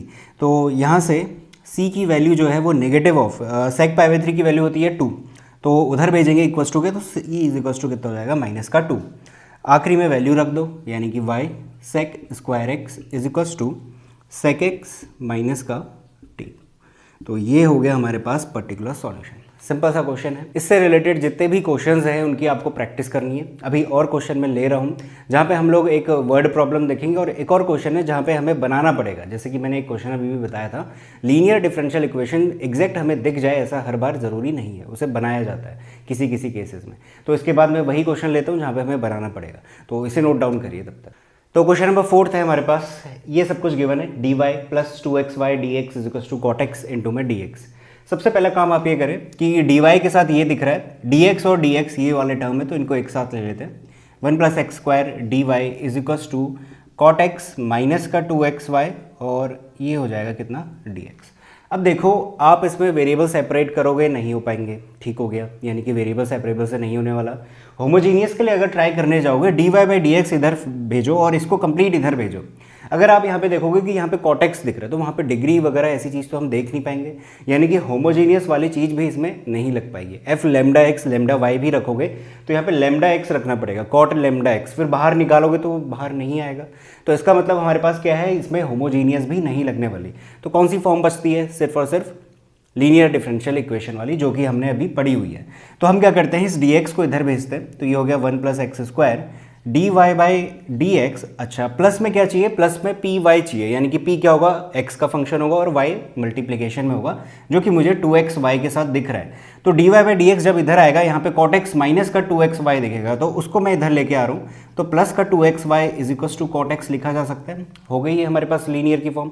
बस यहाँ पे क्या करना है, इस 1 प्लस एक्स स्क्वायर से सबको मैं क्या करूँगा, डिवाइड करूँगा। तो प्लस का कितना 2x upon 1 plus x square, complete एक p हो गया, into y is equals to, यहाँ पे भी मल्टीप्लाई होगा। कभी कभी बच्चे मिस्टेक करते हैं कि यहाँ पे तो मल्टीप्लाई कर देते, मतलब सॉरी डिवाइड कर देते, बट यहाँ पे नहीं करते। तो यहाँ पे अगर नहीं करोगे तो आंसर गलत आएगा। तो ये कंप्लीट फॉर्म हो गई, p हमारे पास ये रहा, इंटीग्रेटिंग फैक्टर निकाल लेते हैं, e की पावर इंटीग्रेशन p dx, यानी कि 1 upon 1 plus x square 2x, simple है। अच्छा, integration 2x upon 1 plus x square करना है, ईजी है, क्या करो, जस्ट सब्सटीट्यूशन का ही तो यूज़ करना है। 1 प्लस एक्स स्क्वायर को अगर मैं t लेता हूँ तो ये हो जाएगा 2x dx is equal to कितना dt, तो रिप्लेस कर दो dt अपॉन t, यानी कि कितना log t की वैल्यू कितनी है 1 प्लस एक्स स्क्वायर। तो यानी कि हमारे पास क्या मिल जाएगा, e to the power log 1 plus x square, यानी कि अगेन कैसी फॉर्म हो गई, e की पावर log fx वाली फॉर्म हो गई। तो fx बाहर निकाल लेंगे तो ये हो जाएगा 1 प्लस एक्स स्क्वायर। अब निकालते हैं हम लोग solution, y into integrating factor, यानी कि 1 plus x square is equals to whole integration, integrating factor ये रहा, मल्टीप्लाई में क्या होगा q, यानी कि cot x upon 1 plus x square dx plus कितना c। इससे कंप्लीट कैंसिल आउट हो गया। कॉट एक्स का हमें पता है इंटीग्रेशन कितना होता है, log sign X plus c। Again फॉर्मूले बेहद इंपॉर्टेंट है, अगर फॉर्मूले नहीं करें तो इनको कर लीजिए। अच्छा, जनरल सॉल्यूशन निकालने को बोला है, इसमें कोई वैल्यू नहीं दी है एक्स और वाई की, यानी कि जनरल सॉल्यूशन निकालना है, जो कि हमें मिल गया। तो इजी से क्वेश्चन रहते हैं, इनको जस्ट आपको ट्राई करना है, टाइम दीजिए इन्हें और प्रैक्टिस करते रहिए। इसके बाद मैं एक वर्ड प्रॉब्लम लेता हूं जो लीनियर से ही रिलेटेड है और उसे सॉल्व करके इस वीडियो को खत्म करते हैं। तो लीनियर से रिलेटेड एक वर्ड प्रॉब्लम है, अगेन वही सेम चीज़ है जो हमने वेरिएबल सेपरेबल में करा हुआ था, वहाँ पे भी वर्ड प्रॉब्लम देखी थी। करना कुछ नहीं है, जो भी इन्फॉर्मेशन गिवन है उससे रिलेटेड इक्वेशन बनाओ और सॉल्व करना शुरू कर दो। मैक्सिमम ऐसे क्वेश्चन जो होते हैं उनमें पर्टिकुलर सॉल्यूशन निकालना होता है। देखो यहाँ पे पॉइंट गिवन है, तो यानी x की वैल्यू 0, y की वैल्यू 2 रखनी होगी। क्वेश्चन पढ़ते हैं, कहता है find equation of curve, curve की इक्वेशन फाइंड करो जो पास हो रही है इस पॉइंट से, ठीक हो गया। गिवन दैट, क्या गिवन है, sum of coordinates of any point on the curve, curve पे रहने वाला कोई भी पॉइंट है, यानी x, y की फॉर्म का होगा, उसका सम। तो इस बात को लिख लेते हैं, x प्लस y की फॉर्म, ठीक है। Exceeds the magnitude of slope of tangent to the curve at the point by 5। क्या कर रहा है, इसका सम करने पे, यानी x प्लस वाई करने पे जो मैग्नीट्यूड है किसका, टेंजेंट के स्लोप का, जो कि कैसे निकालते हैं, dy बाई dx करके, उसे एक्सीड करवा रहा है, कितना करवा रहा है, बाय 5, यानी कि dy बाई dx प्लस कितना 5 करना है। तो ये सिंपल से हमारे पास क्या करना है, इस थ्योरी को जो भी यहाँ पे गिवन है इसको इक्वेशन की फॉर्म में हमें ऐसे रखना है। अब यहाँ पे बनाओ इसको क्या, लीनियर की फॉर्म का। देखो dy बाई dx इसको इधर ही रहने देता हूँ, dy बाई dx, इस y को उधर भेजता हूँ, minus y is equals to, इस 5 को इधर भेजता हूँ, ये हो गया x माइनस 5। तो ये कैसी फॉर्म हो गई, लीनियर की फॉर्म हो गई। इसमें अगर मैं बात करूँ p कितना होगा, -1 होगा, और q की बात करूँ q कितना होगा, x माइनस 5 भी होगा। क्यों, इसको हम क्या कर सकते हैं, x की पावर यानी कि 0 की फॉर्म में लिखा जा सकता है, यानी कि ये भी क्या हो गया, एक तरीके से qx फंक्शन हो गया। तो q is equals to x minus 5 हो गया, ठीक हो गया। अब यहाँ से निकालो इंटीग्रेटिंग फैक्टर, ई की power integration P D x, यानी कि -1 dx, -1 का इंटीग्रेशन करेंगे तो कितना मिलेगा, माइनस का x मिलेगा। सिंपल है, यानी कि इंटीग्रेटिंग फैक्टर मिल गया। अब सॉल्यूशन निकालो, y इंटू ई की power -x is equals to whole integration, integrating factor into कितना होगा हमारे पास, q कितना है, x - 5 dx है। अब यहाँ से थोड़ा सा आराम से, यानी कि क्योंकि यहाँ पे e की पावर में क्या है, नेगेटिव ऑफ x है, तो यहाँ पे कैलकुलेशन मिस्टेक होने के ज़्यादा चांसेस रहते हैं। इसको थोड़ा सा आराम से हम सॉल्व करेंगे। y इंटू ई की power -x is equals to, क्या करता हूँ, इस पर्टिकुलर को मल्टीप्लाई में कर देता हूँ, यानी कि ये हो जाएगा x टाइम्स ऑफ ई की power -x dx minus integration 5 times of E की पावर -x कितना, dx, और लास्ट में प्लस c कांस्टेंट चलते रहेगा। तो यहाँ पे क्या लगेगा, आइलेट लगेगा। यहाँ पे अगेन हम क्या करेंगे, उसको सॉल्व कर रहे होंगे।